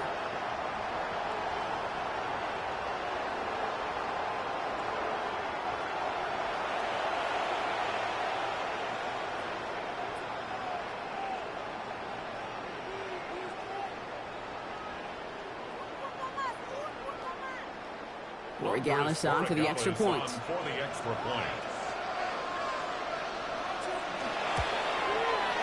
point after splits the upright.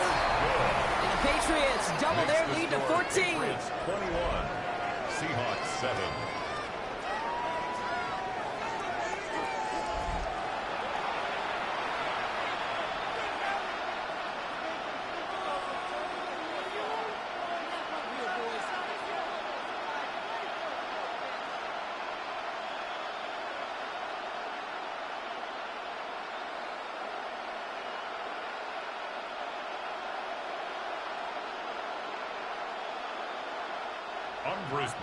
Now Borregales on to send it away.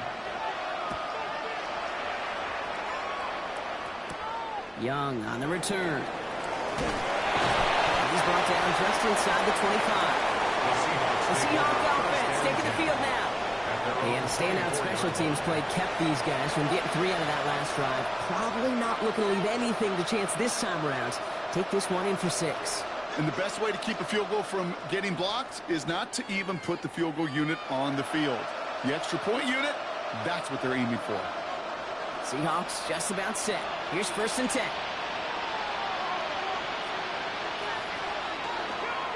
Drive begins with a walker run.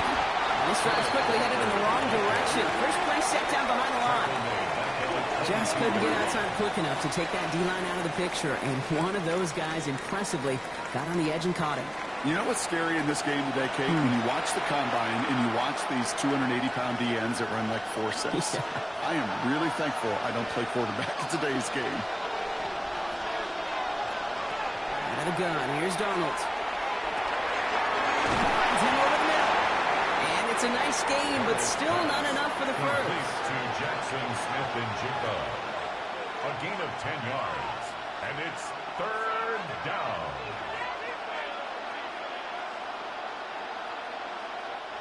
Third and just 2 to go.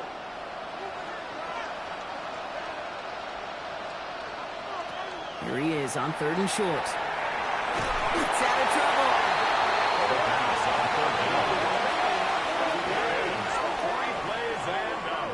It's 4th down.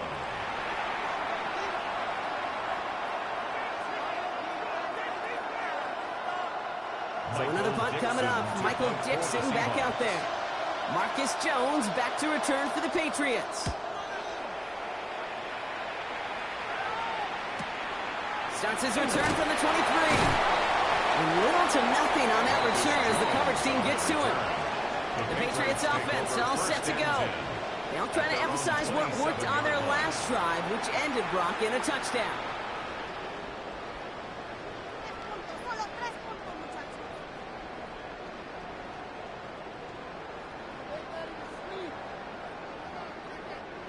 Patriots lining up. It's 1st and 10. Throwing is May. Short pass brought in.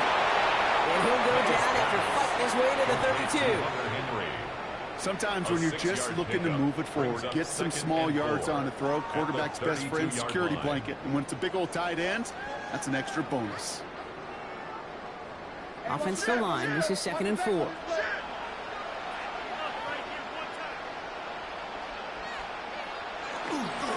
They give now to Henderson. That 2nd down run is only going to manage a yard. Now after the run, we see some trainers headed out for an injured player who was shaken up.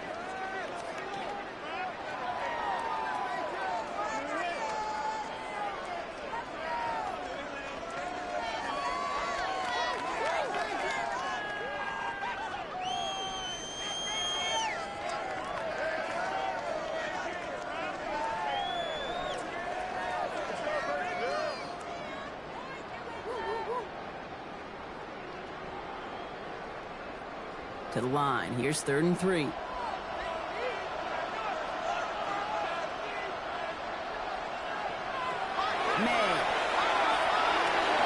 That one complete to Hooper. Up the sideline to the 45. And they're going to get to him right along that midfield stripe, Brock, as he's set out. He finds him 16 yards and a new set of downs. Sometimes you're looking to push the ball down the field. As I've said before, the crumbs lead to a cookie.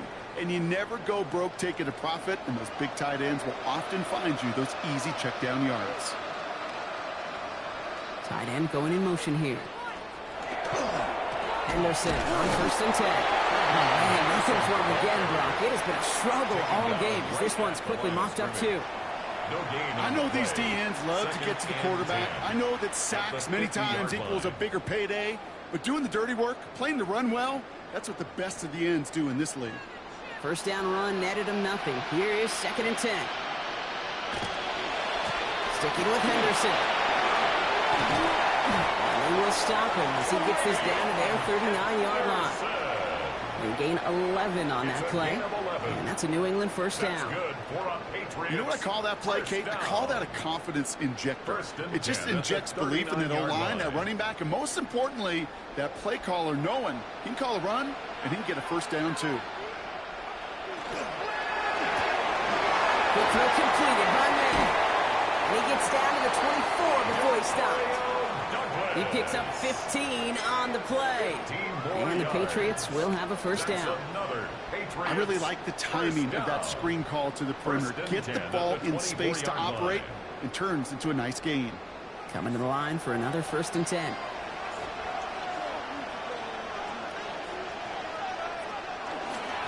It's Henderson on the give. And he sneaks this through the middle, maybe a gain of 2. If there's ever a play we could call garden variety in the NFL, I think we just saw it right there. That's an uneventful run and a pretty sound stop there defensively. Following that little 2-yard run, it's 2nd and 8. Staying on the ground here with Henderson. And once again, he doesn't manage much before getting brought down. It's a 4-yard pickup, and they need the same now here on 3rd down.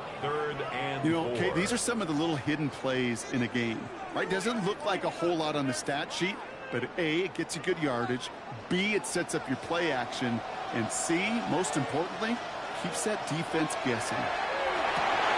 Complete to Diggs out left. And they are on him short of that 1st down. They responded quickly to that throw. That brings up 4th down. Here we go. Here's one of those game situations that just puts a smile on my face because I can think from Pop Warner to the NFL, everybody on the field thinking the same thing. Can we go for it? Can we get one more shot as you end up just short on that 3rd down? Gallis connects. And that makes this a 3-score game.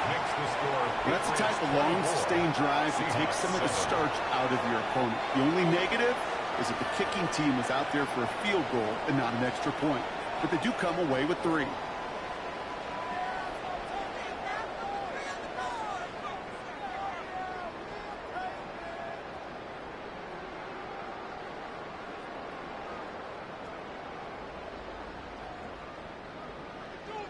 Now Borregales on to send it away. Kickoff for New England.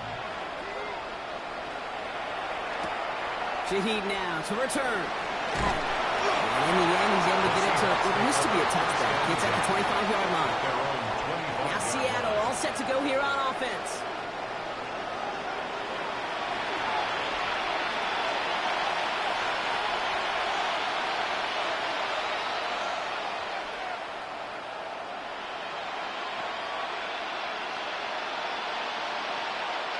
All right, working from the gun to start. 1st and 10. Walker now from the gun. The drive starts out small, just 1 yard on that play. The Seahawks ball carrier, Marcus Jones on the tackle. 2 yards on the pickup. It's 2nd and 8 at the 27-yard line. Need a better result than that last run. It's 2nd and 8. To throw, here's Darnold. It's him on the end route. And he's going to be brought down here at the 42. The end result there, 15 yards and a first. Yeah, these in cuts maybe aren't the hardest throws from a degree of difficulty, Kate, but it does take some courage as a quarterback to throw into congested spaces, but it can pay big dividends.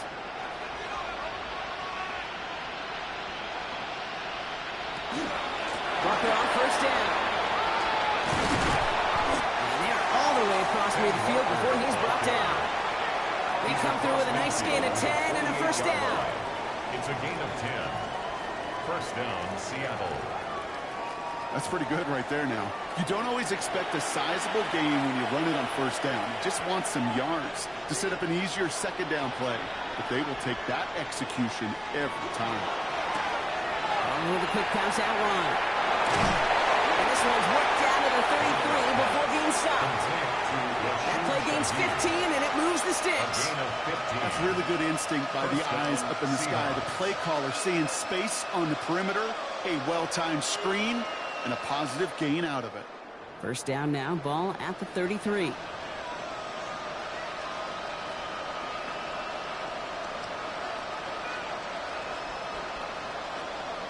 Man in motion, out of the slot. 1st and 10, Darnold. Running Shahid, back-to-back plays. And they haul him down just a foot or 2 shy of the red zone. That's an 11-yard pickup, and it gives them the 1st down. And the Seahawks. That is what elite offenses are all about. Why worry about 3 downs when you need only 1? Move the chains in one play and keep driving that defense backwards. Here's Darnold, 1st and 10. Goes in at the 7. And they're going to get this down to the 4 before being stopped. That's a pickup of 17 yards, partner, and it makes it 1st and goal.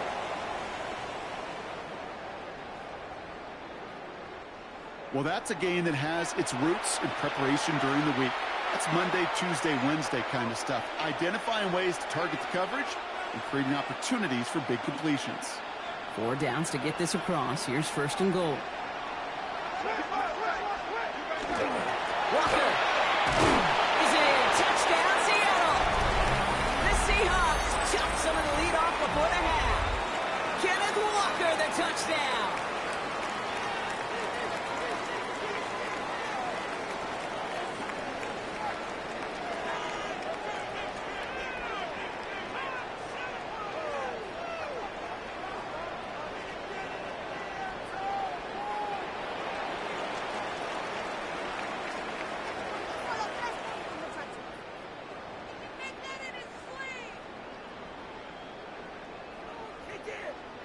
Myers to add the PAT.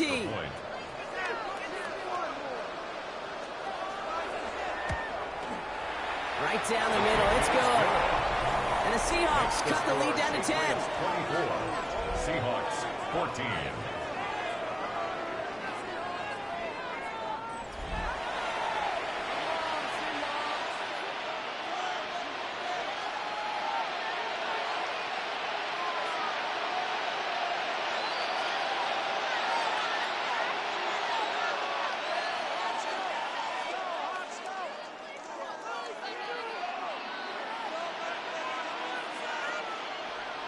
That lead trimmed just a bit. Down to 10 points now as the kick is up and away. On the return, here's Travion Henderson. Decent run back is going to end as they bring him down inside the 30. The New England offense running out now. They seem likely to carry the lead into the locker room, but some points here to end the half could make things even more comfortable.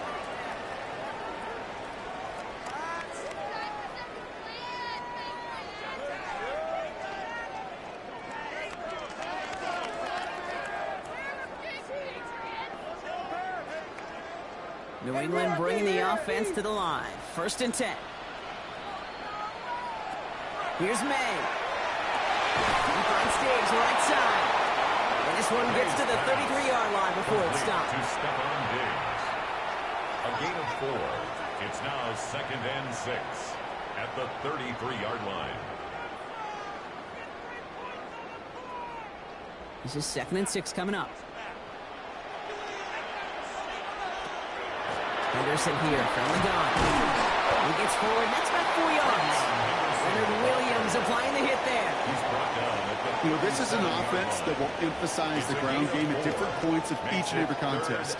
And as long as they can reliably get gains like this, it's not going to change anytime soon. Short yardage situation here. It's 3rd and 2. Throwing now on 3rd and 2. Splits a couple of defenders and completes it. And he's going to be brought down at the 42. Timeout taken by the Patriots. They're 1st and 3. They'll have 2 left to work with before halftime.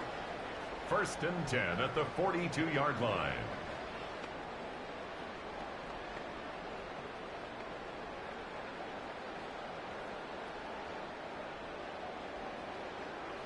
First down from the 42. Motioning him from the slot right. First down throw for May. And no look there. That throw falls to the ground. That is normally a gimme for this offense, these short throws. But the defense, well, they had just enough influence on that play to force the incompletion. No luck on first down. Here's 2nd and 10.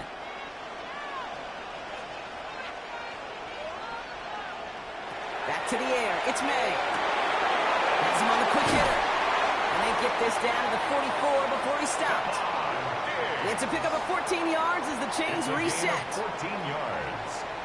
That's good for a Patriots first down. 1st and 10 at the 44-yard line. Markers are reset. Here we go. Ball at the 44. Here's May on 1st and 10. It's it quickly to Douglas. And he's going to be brought down at the 35-yard line. Now we're going to have a timeout by New England. It's 2nd. And they still have 1 in their pocket for what's left of this half. Well, they sure found the right route at the right time to hit the soft spot in that coverage. And that slant, it goes for big yardage. Options are open here. It's 2nd and inches. To the air yet again. May. Completed over the middle. And this is down to the 28 before the defense halts it. A 70-yard pickup, and it moves the chains. That pitch and catch won't show up as a big play on the stat sheet, but it gives his own defense a little time to rest and gives an offensive coordinator a new set of downs to work with. And keep this drive moving, partner. Here's another 1st and 10. Here's May again. And this one falls incomplete, so we're down to 4 seconds, and we'd assume our final snap. Ball and defender arrived at the exact same time there. And it sets up 2nd down. Working across the middle, Brock, it is tough for anybody to make plays through all that mess, even when you're the biggest and baddest pass catcher on the roster. But as a tight end, you're going to be disappointed because that's what you're paid to do. It's one thing for those undersized receivers you talked about. It's another one for these big tight ends. You are paid to make that catch through contact, and he couldn't do it. So that is 2 quarters in the books here in Super Bowl 60 from Santa Clara. Now over to Scott Hansen with our halftime report. All right, Kate, thanks very much. Welcome in, everyone, to the Orlando studios. Scott Hansen with you for a quick halftime report. We'll let both sides catch their breath and get their orange wedges as we're going to get ready for the third quarter action. So let's go back out to the stadium as we rejoin our broadcast team, Kate Scott and Brock Heward.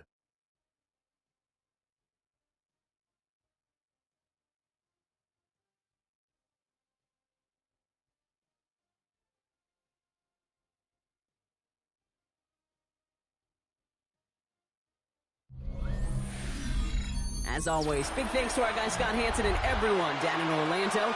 We're back looking at a 2-score game here, Brock, as our third quarter gets underway.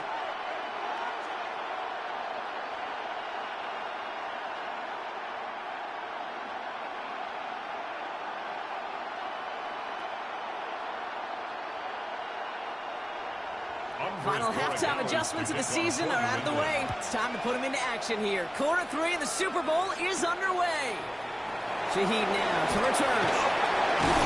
Coverage team gets him down at the 26-yard line. The Seahawks sending their offense out to begin the third quarter.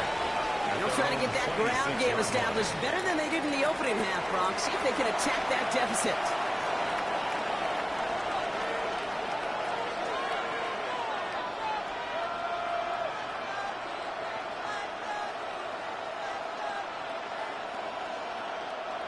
Offense showing trips out right as they get set for this 1st and 10. Running back sent in motion. Going on first. Here's Darnold. He's going to keep it this time. He wisely avoids contact. Sliding down there. That played good enough for a first. It's a gain of 23 yards. First down, Seattle.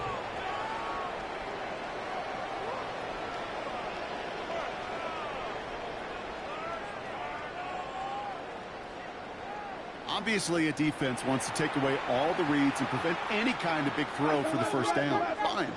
Well, this QB, he'll just lower his head and gash the defense with one of the biggest runs of the game. Here's a design run.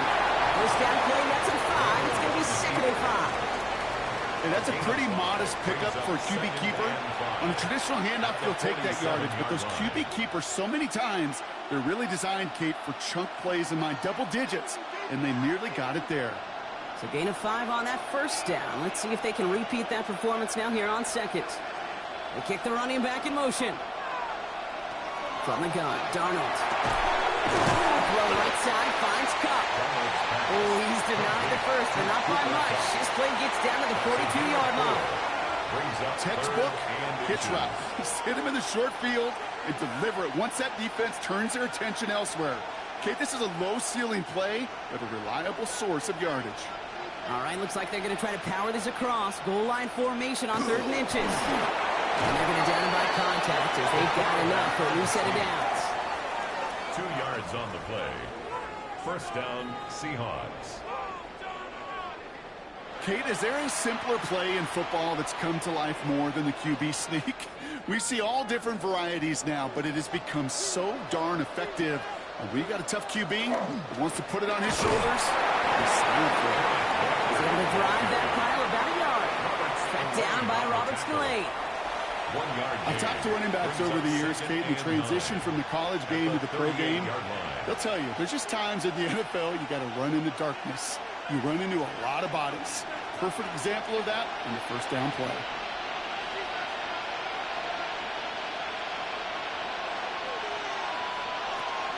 This is Walker on 2nd.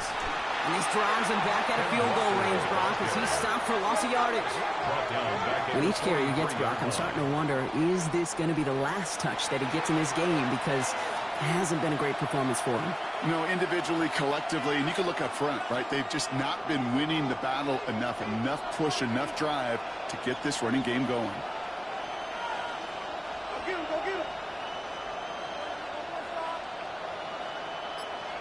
Here he goes, 3rd and long. And that's a win for the pass rush. Hit as he threw it, leads to the incompletion. 4th down coming up.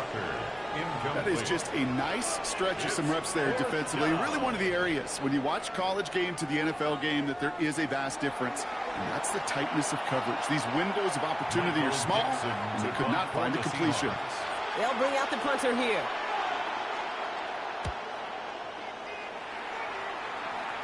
And they're facing a long field ahead of them as that kick skips out near the 11. Here's New England ready once again on offense. And their last drive did end in points. Not as many as they wanted, though. They had to settle for that field goal despite advancing the football pretty well.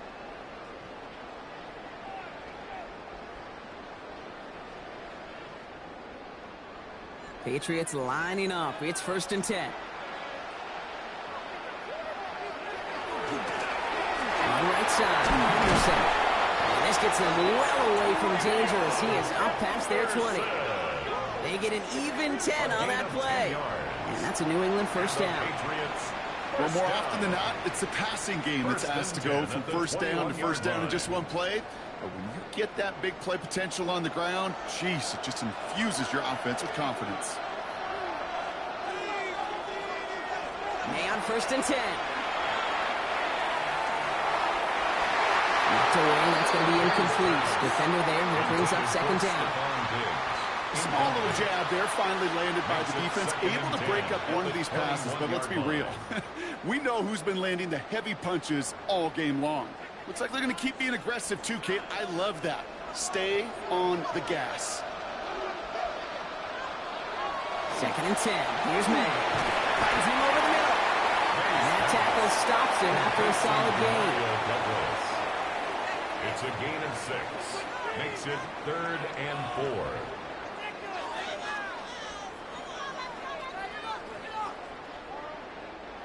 Chance to move the chains here on 3rd and 4.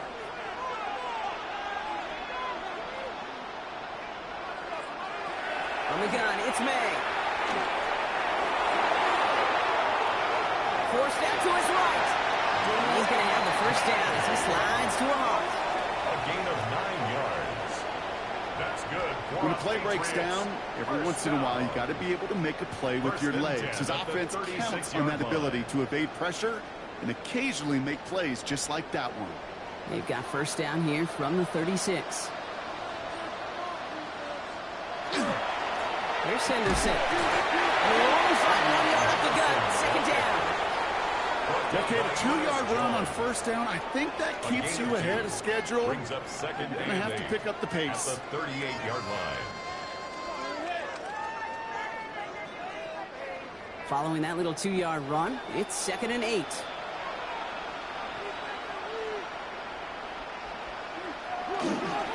They go with Henderson here. And he'll be brought down a step or two shy in midfield. They're going to mark him at the 48. An even 10-yard gain on the play. And the Patriots will have a first down. A split second, all that kept the defense from making a stand right there. It's amazing, man. This game of inches and split-second reactions. A nice bit of burst, surge forward for enough to go get that first by a couple before they could finally bring him down. And he's brought down by a collective effort there. Only 1 yard on the carry. The tackle made just shy of midfield. A gain of a yard. Brings up 2nd and 9.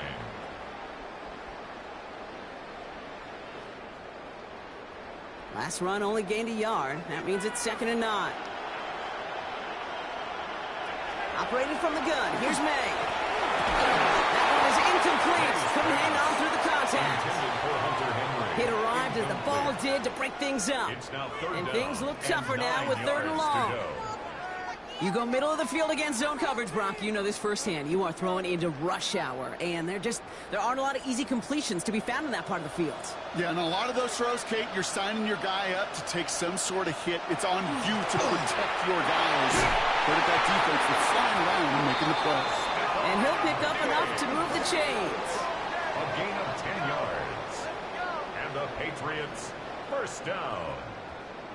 1st and 10 at the 42-yard line.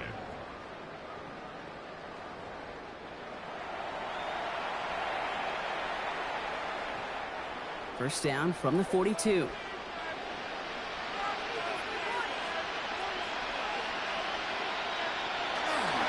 Tossing it to Henderson.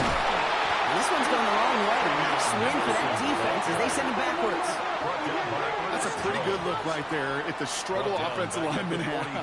Athletically, they're just not as fast as these linebackers. And if they don't win early, those linebackers outrun them and make a play like that behind the line.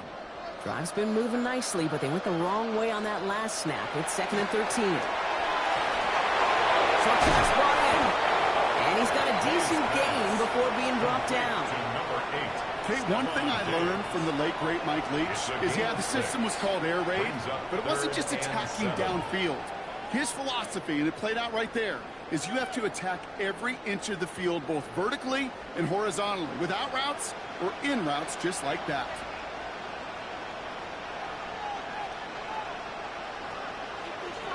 And now on 3rd down. Can't find anyone open. He's forced to throw it away. Well, that's one you chalk up to the pressure earning that incompletion. They came in before he could find a target, hit him, altered that last-second attempt to get rid of it. The Patriots have their punting unit out. Bryce Baringer, the one to send it away. And this one ventures out of play on the fly. The question is where it's marked. Looks like they'll say the 17-yard line. The Seattle offense eager to get back on the field. And as they get set, partner, gotta imagine they're bringing some urgency with them to the field this drive, too. Yeah, I think you and I both know in calling these NFL games that sense of urgency can be replaced by full-blown panic in a hurry. So find a way to possess the ball and, more importantly, score some points. Seattle getting everybody set. They've got 1st and 10. First play of the drive. Here's Walker. And their struggles on the ground continue as he's tackled after a small gain. Now we'll see the medical team head out. The Seahawks have an injured player. He's in some obvious pain there.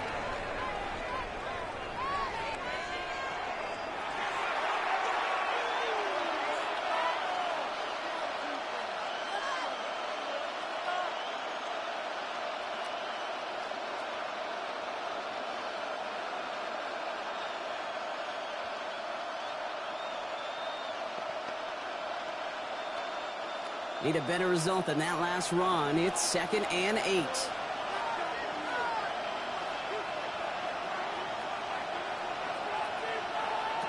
Out of the gun. Here's Darnold. Connection made to Smith and Jigba. And he's short of the first after a mild gain. A gain of 7 yards.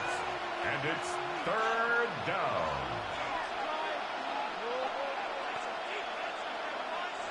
3rd and just 2 to go.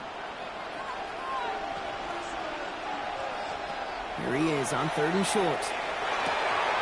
That's caught. Here's Arroyo. And he'll get it out to the 34 before he's tracked down. That's a pickup of 9.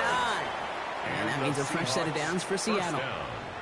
There's no route on the old proverbial route tree, Kate, that takes more trust than throwing an out route. You're throwing it to a spot and believing your guy can get there.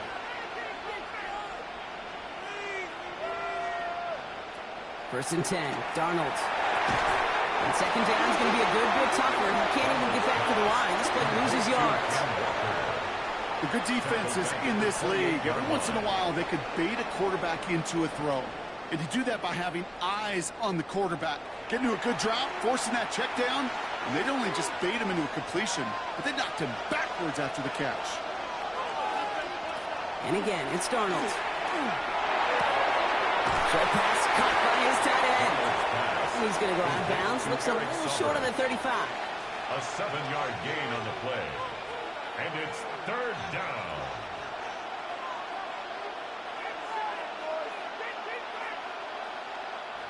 Third and 10. Can this offense get it done?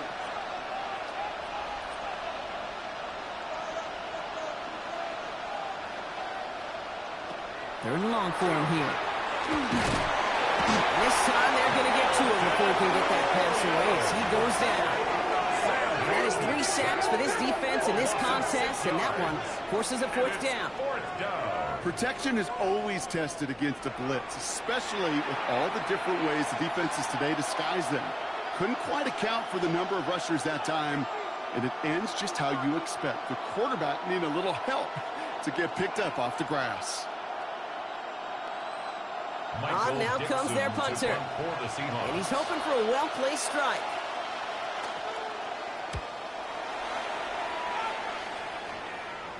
Fair catch made a little beyond the 20-yard line. The Patriots and Travion Henderson back out there for their next series. And there is room for improvement from that previous drive. Stalled out, necessitated a call to that punt team. Yeah, and in these situations, I always love reminding the offense that first down. Just move the chains the first time to get yourself into rhythm, because you don't want to see that punter anytime soon. New England bringing the offense to the line. 1st and 10. Starting on the ground with Henderson. Long play. First guy he met. No gain on that first down run. Ernest Jones. 1-yard gain. Brings up 2nd and 9 at the 23-yard line.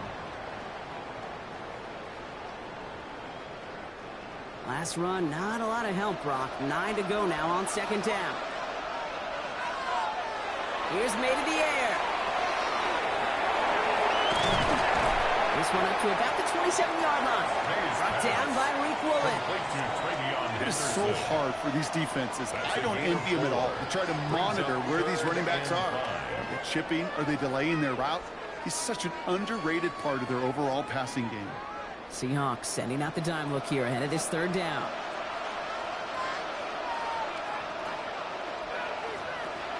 May now from the gun. Brought in by Mullins. And this one gets to the 33-yard line before it stops. They get 6 and a 1st down as well. 1st and 10 at the 33-yard line. As a quarterback, when you throw that curl route, you know it's a tight window, Kate. But the minute that DB turns and can't react to the throw, you put it right on your receiver's numbers. He comes back and gets it and moves the sticks. Anderson's going to take this straight ahead. And he'll come up with a gain of 3 on the run up the middle. Well, I'll steal a line from one of my buddies, but I'm going to quote him. Mark Schlereth, 2-time Super Bowl winner, says if you want to run the ball, you got to keep running the ball. And that's a perfect example of it. Don't get tired. Don't get mad at gaining 4 yards. It's a run that can set up even more in the run game.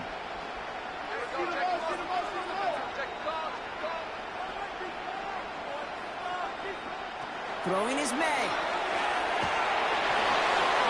He doesn't see a window he likes, so he just got rid of that one. And it brings up 3rd down. On the throwaway. Devin Witherspoon on the coverage.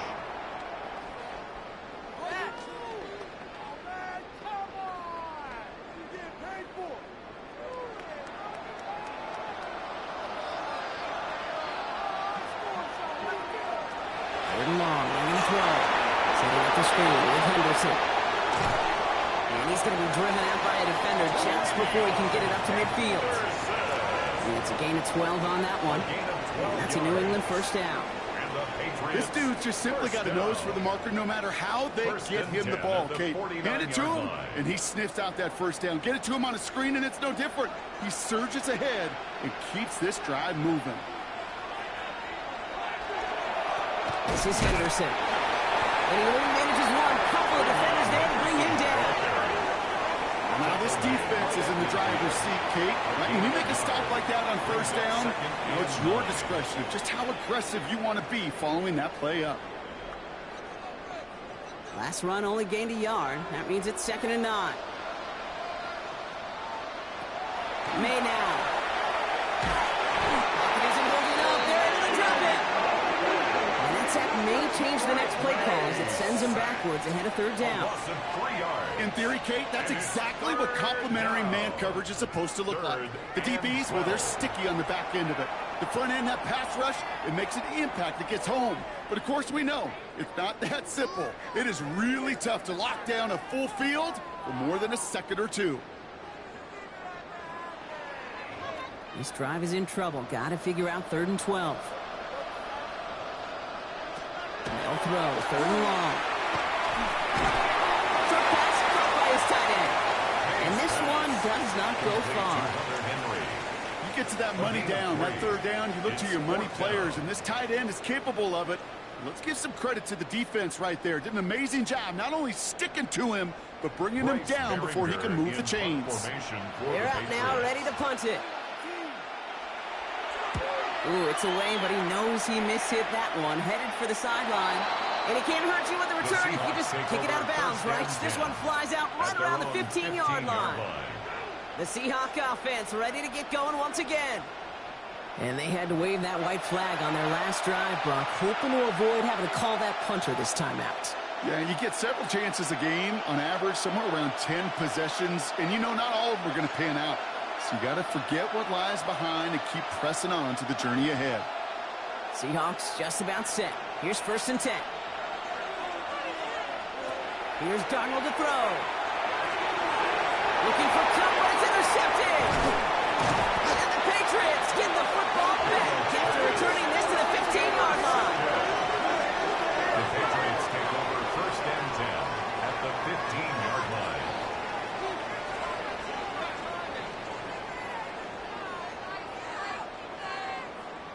The best defenses, you can go look at it through the decades, are built from the inside out. And that's not just stopping the run on the inside out. That's playing your coverage from the inside out. That time, beautiful job by the defense of taking away the middle of the field, getting that interception, and setting their offense up for success. Patriots lining up. It's 1st and 10. Made a throw it. And he has it in the end zone for the New England touchdown. The Patriots in the lead at the end of the 3rd. It's a Stephon Diggs touchdown. A receiver this skilled, well, he's got every route in his back pocket. But sometimes simple is better. No complicated cuts, no double moves. You just go run right by him.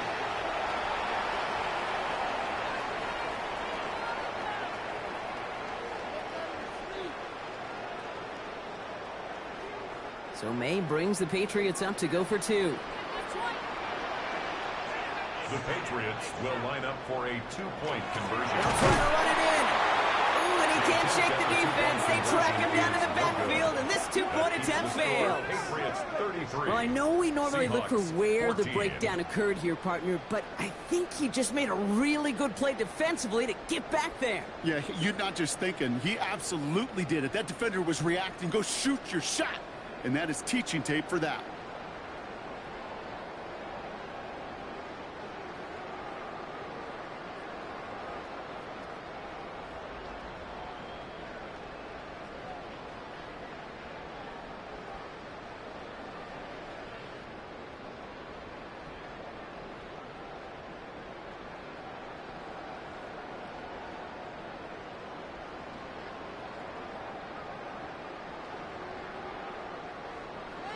Now Borregales on to send it away. Shaheed now to return. And he's going to make this to the 28 before going down. The Seahawks take over 1st and 10 at their own 28-yard line.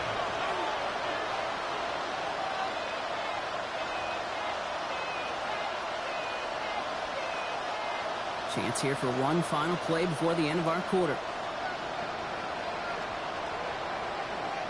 Putting a receiver in motion. And off to Walker from the gun. And he stops, and that's going to take us to the end of the 3rd.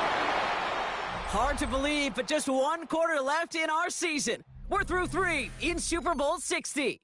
It's Seahawks football. They need to make up this deficit quick for a chance at the title.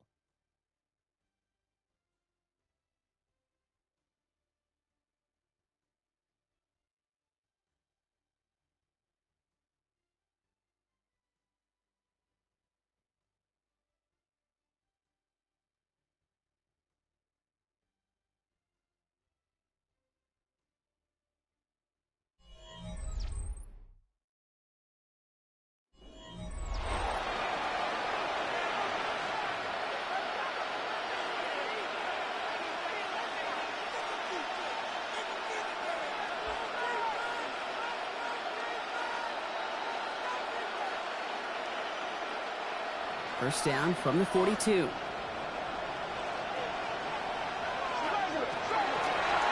Design quarterback run here. Give him 4 that time, so 6 to go on second down. A gain of 4. You know, gains that seem a little tougher to get against the front. Gosh, this QB just makes routine.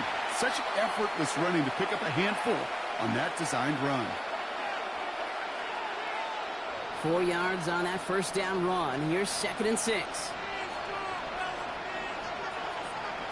To throw, here's Darnold. Hits him on the outright. A hit was brought down after getting it to the 47-yard line. He gets 6 on that play, and that gives the Seahawks the first. You know, as any quarterback is going to tell you, that's one of the most difficult things to do, knowing you're going to get blasted. That defender's coming right at you, but you got to throw an accurate ball. It does 2 things. Number 1, it strikes fear in the defense, and number 2, you gain respect with your teammates. Now inside, give to Walker. And he continues to find no traction on the ground here, Brock, as they bring him down for no gain. That's got to be so frustrating for the runner. You're fighting the good fight. He even ripped through a tackle to stay afloat, but the blocking can't buy you enough time or room to even get back to the line of scrimmage. Offense to the line, 2nd down.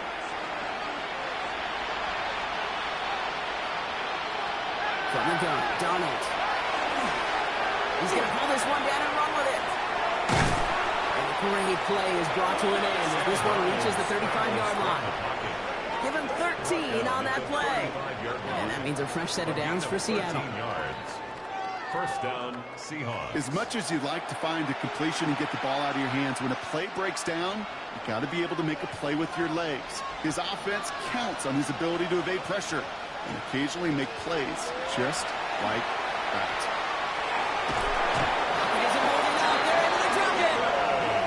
And their 4th sack of the game right there brings up 2nd down.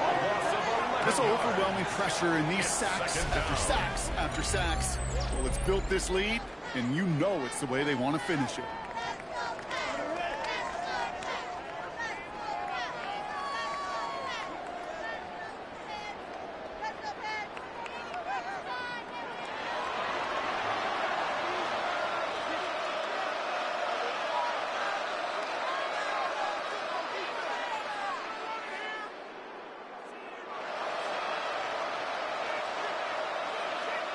In a real troublesome spot here, Brock. That sack has him set up 2nd down and 21. Darnold looking to throw. Couldn't connect right side. It's incomplete. No luck finding his receiver that time. That's going to leave him with a tough 3rd and long. He's been a frequent target throughout this game, Brock. We've seen that coverage tighten up a little bit more on him every time the ball's thrown his way. Well, hasn't taken him off the board completely. He's still beating them for some catches, but that heightened focus defensively does lead to moments like that one where what would normally be a catch falls incomplete. Passing struggles bleeding over from that last play. He's forced to get rid of this one. Following that incompletion, we see he's pretty shaken up after taking the hit on the throw. We're going to have to look at him now.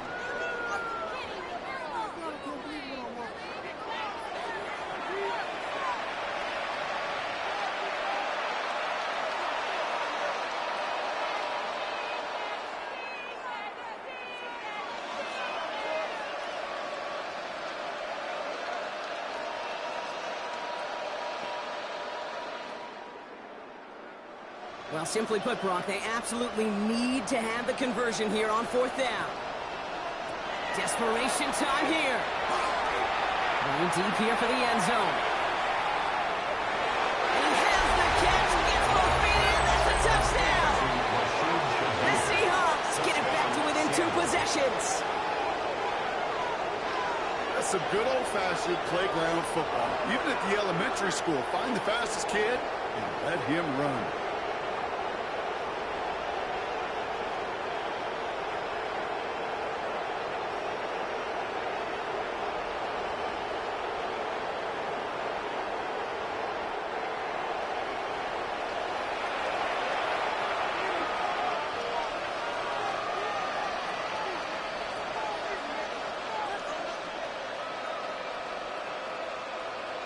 Myers to add the PAT.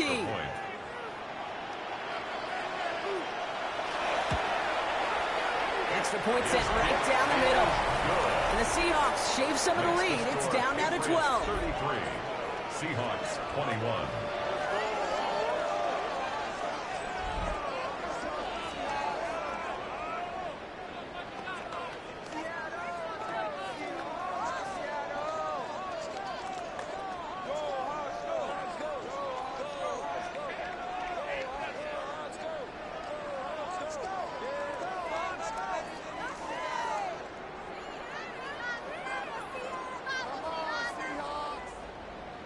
Here's Myers now to handle the kickoff.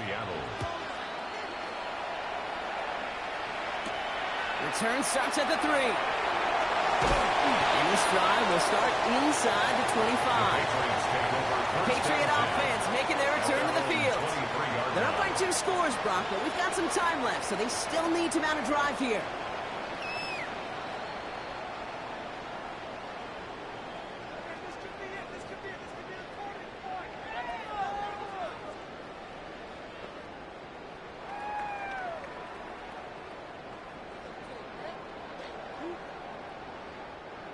New England bringing the offense to the line.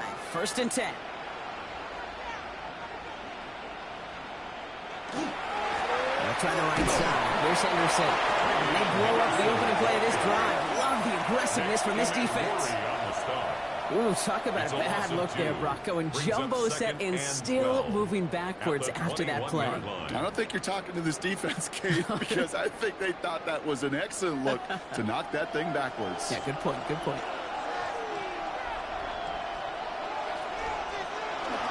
This is Henderson on 2nd down. He's taken down after a very productive effort there, Brock, up to the 40-yard line. It's a gain of 19 on the play.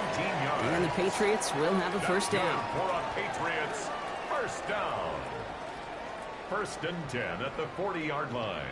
Kid, it really is pretty simple. If you want to run against a 3-4 group right up the gut, number 1, got to control that nose tackle. Number 2, you got to get people to the 2nd level. That was teaching tape. 1st down, and they go right back to it.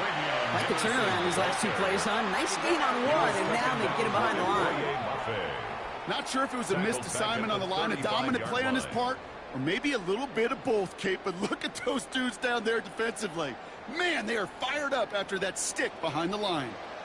All right, here we go. 2nd down. Staying on the ground here with Henderson. And that one doesn't get him much. Give him maybe a yard. It's 3rd down. At the 37-yard line. It's a gain of 2. 3rd down and 13.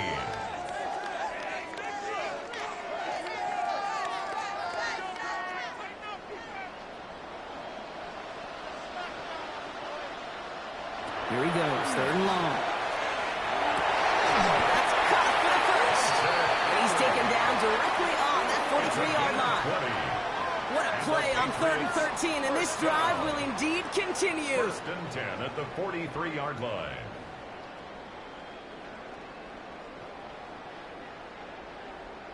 Just about every defensive coordinator worth his salt says 2 things in every production meeting. Number 1, well, we got to stop the run. And number 2, we got to take away the tight end. Well, good luck doing that. Defending a big guy who can move like that, it's a lot easier to talk about than to go out and execute. He hangs on nicely through that hit. Nothing added to the catch, but they're down to the 28. A gain of 15 there. And that's a New England 1st down. 10 at the 28-yard line.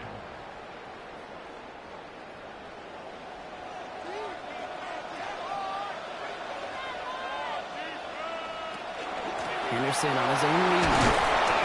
He surges ahead for 5. Make it 2nd down. Fans love the long ball in baseball. It's like they got the home run derby, but you know what? Talk to managers, and they will tell you small ball can win too. Singles and doubles, you add them up, you can win a lot of baseball games. Football coaches will tell you, you get runs of that length, it may not be a home run, it may not score points, but it can do some serious damage. Yeah, the first carry of the game for Ramondre Stevenson.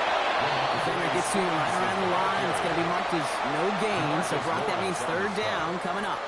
That one felt kind of counterintuitive there, Brock. They load up the line with that extra blocking, and then the run goes out to the edge anyway.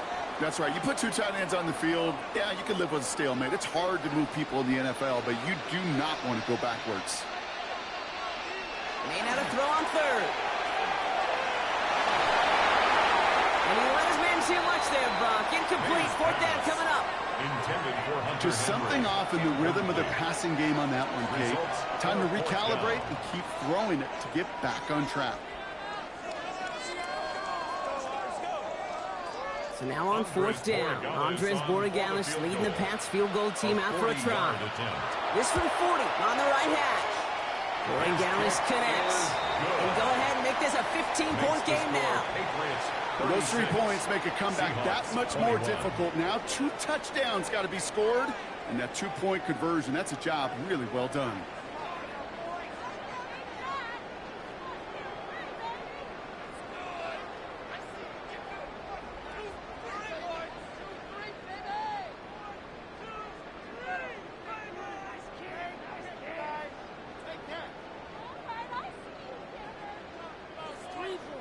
Now Borregales on to send it away. To kick off for New England. Young on the return. And he dodges the tackle. And that's going to set them off just beyond their own 20. The Seahawks offense are running out now. They were able to say mission accomplished on their last series, finding that end zone. But the work, well, it starts all over again right now. And you know this, Kate, from our years together of doing this. I'm a firm believer of call it till they stop it. It doesn't mean you have to innovate right away. Call the same plays until they stop them, because they proved last drive they couldn't. Seattle getting everybody set. They've got 1st and 10. Drive begins with a walk around. His charge towards the line. It's right around 3 yards.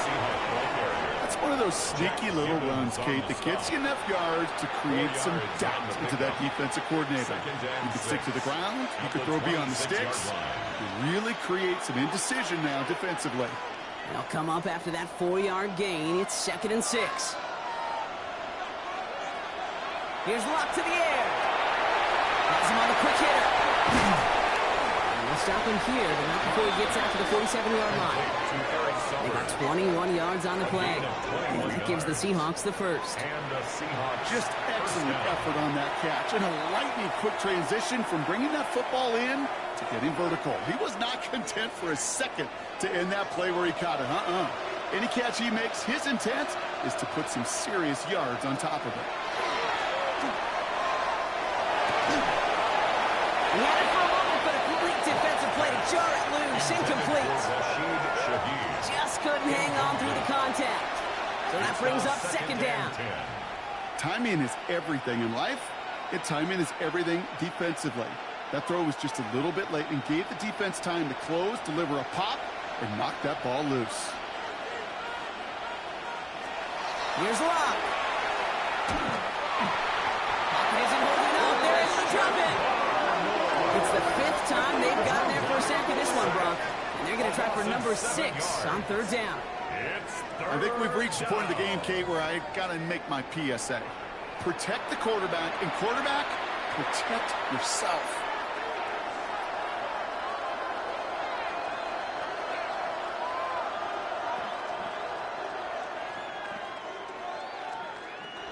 Defense gunning for a stop here. It's 3rd down.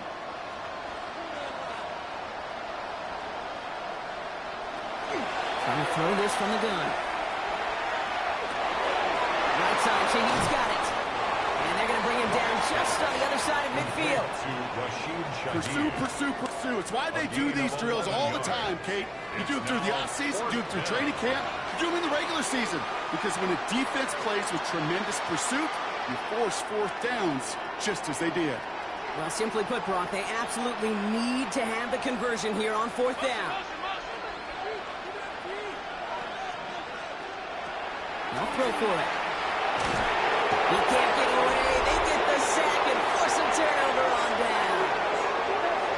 I think every analytics book out there, Kate, said you got to go for it. You're in 4-down territory, down a couple scores here in the 4th.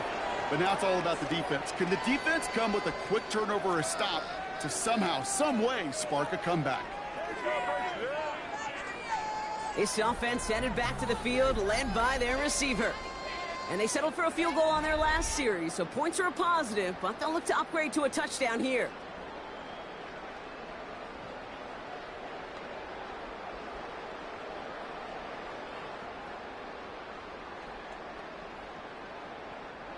Markers are reset. Here we go. Ball at the 44. On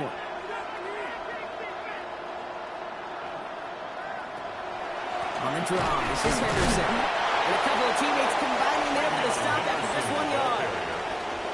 Well, that's what I'm talking about. That's the kind of reaction time you want when you face a draw play. They broke on it shortly after the draw started, and they contained it to a minimal gain. Last run, not a lot of help, Brock. 9 to go now on 2nd down. Maine looking to throw. Setting up the running back screen. And they're all over that screen, Brock. Didn't even get back to the line of scrimmage. Okay, that's one of those situations as a quarterback that on my grade sheet, that's a negative. That screen was ambushed by the defense, and you've got to throw it away. Just find a way to put it at his feet and not create a negative play for your offense. Maine now on third down. Finds a man right side. And they stop him before he can reach that marker. And now we've got a penalty flag out too. So they'll let the play stand, decline the penalty, and that's going to bring up fourth down.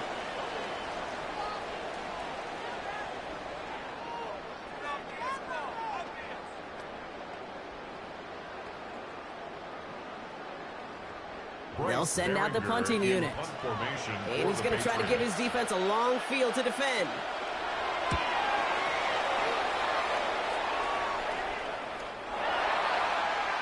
The Seahawk offense taking the field now. They're coming off a fourth down try that didn't work in their favor. Let's see how that might affect the approach they take this time out.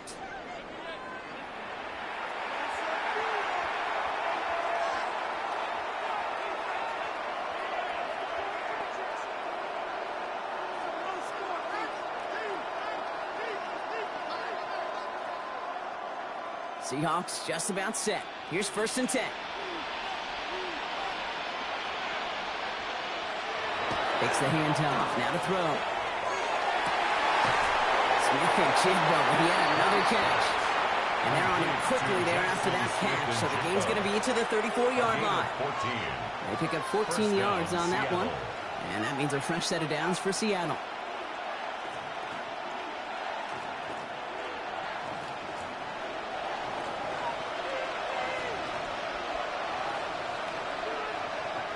And the receiver's going to take this one on the jet sweep.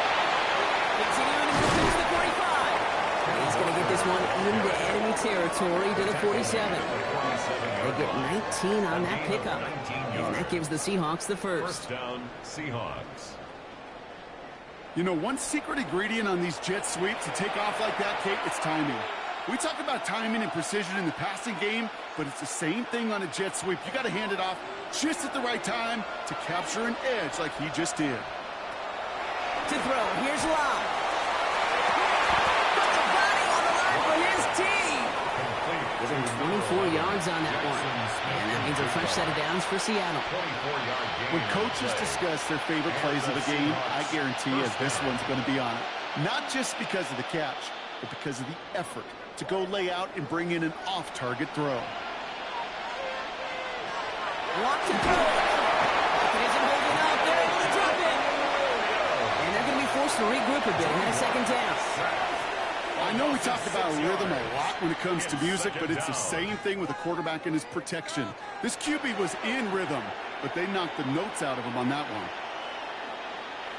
Might be time to reach in the bag of tricks on second down. 16 to go following the sack. Locked down. It's his running back. And they get this all the way down to the 16-yard line. Simply part of the job description for any running back in today's game. You're out there, you're going to be one of your quarterback's most important safety valves. And you've got to be ready for that check down at all times. The Patriots adding an extra defensive back out there for this third down. Shotgun snap, looking to throw. He's got his man. This is Walker. And he is well clear of that marker. That effort's going to set them up with a first and goal. And I can promise you, if you go back and look at the most efficient offenses in the NFL over the last couple decades, one thing will resonate. You've got to be able to attack the middle of the field. It's great to do it with receivers. It's awesome with tight ends. But when you get that influence from your running backs, man, you become a dangerous offense to stop. We've reached the 2-minute warning in Santa Clara. Seahawks facing a 15-point deficit.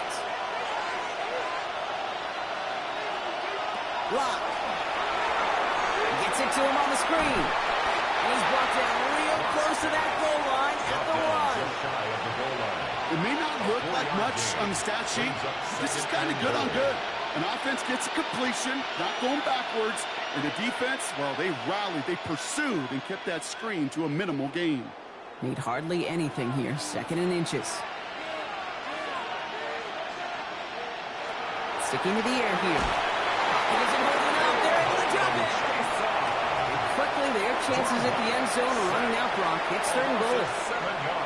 To the point of the game, Kate, now we got to get the ball out of their hands. He is just taking a beating all game long, and on this drive, yet again, find a way to protect, find a way to run, and get the ball out of his hands. Big play coming up here as everyone gets set for 3rd and goal. Looking for somewhere to throw, and it's incomplete on 3rd and goal.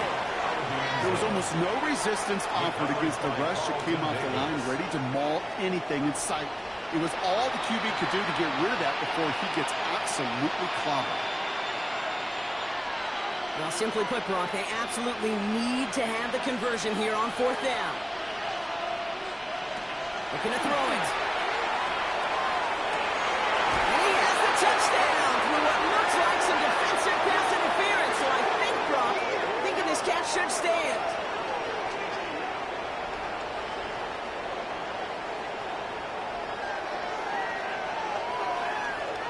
Pass interference. Defense. So not an easy feat by any means, Brock. Scoring on the play with interference, and they, of course, decline it and take the touchdown. Yeah, you talk about it, and you love to see it. Guys that can play through that contact, kind of like in basketball, right? You take a foul, but you still finish the hoop. It's the same thing with these pass catchers on the other end of it. Those that can play through contact, they tend to separate themselves. Extra point try coming. This would importantly make it a 1-score game. The kick is good, and they've moved back within a possession in the 4th. Next to score, Patriots 36, Seahawks 28.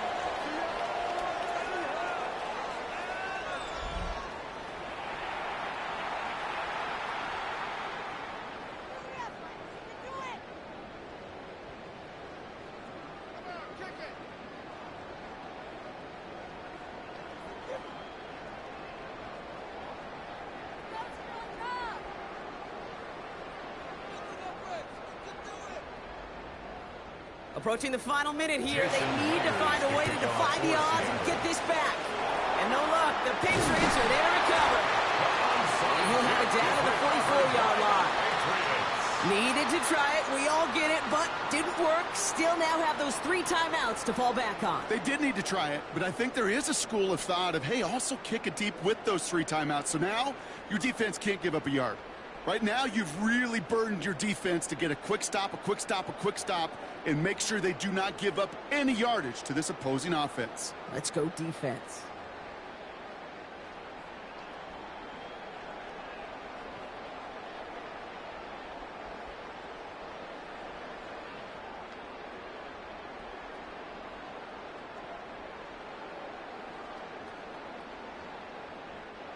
Markers are reset. Here we go. Ball at the 44. Now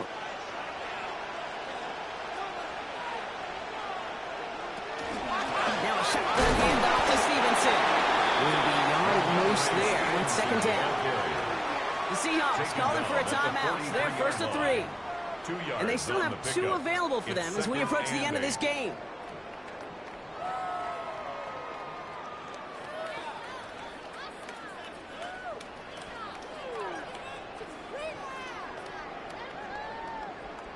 Following that little 2-yard run, it's 2nd and 8. Oh, Brock, look at this. He's setting up to throw it. And they're going to tag a defender with this one. Pass interference. Defense. And it's as we expected, partner. We call pass interference, so put it at the spot and give them that 1st down. They've got 1st down here from the 36.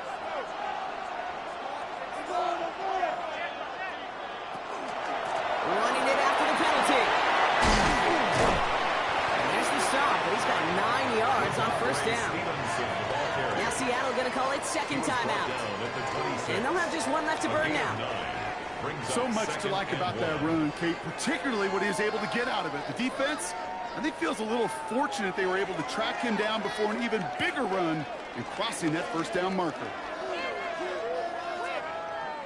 First down carry got him 9 yards. Here comes 2nd and 1. Stevenson with another carry. And he gets the Patriots the first down. And that should put an end to this contest. A gain of 4 yards. Now the Seahawks are going to spend their third and final timeout. That's all they had. So the offense free to start running the clock down now. At the 22-yard line.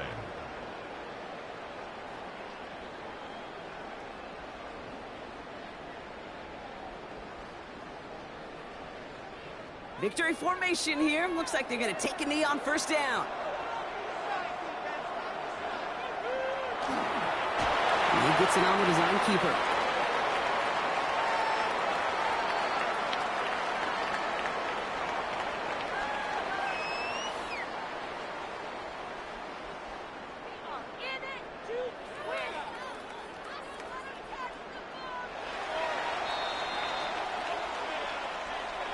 And it's history for the New England Patriots as they become the first franchise in NFL history to win 7 Super Bowl championships.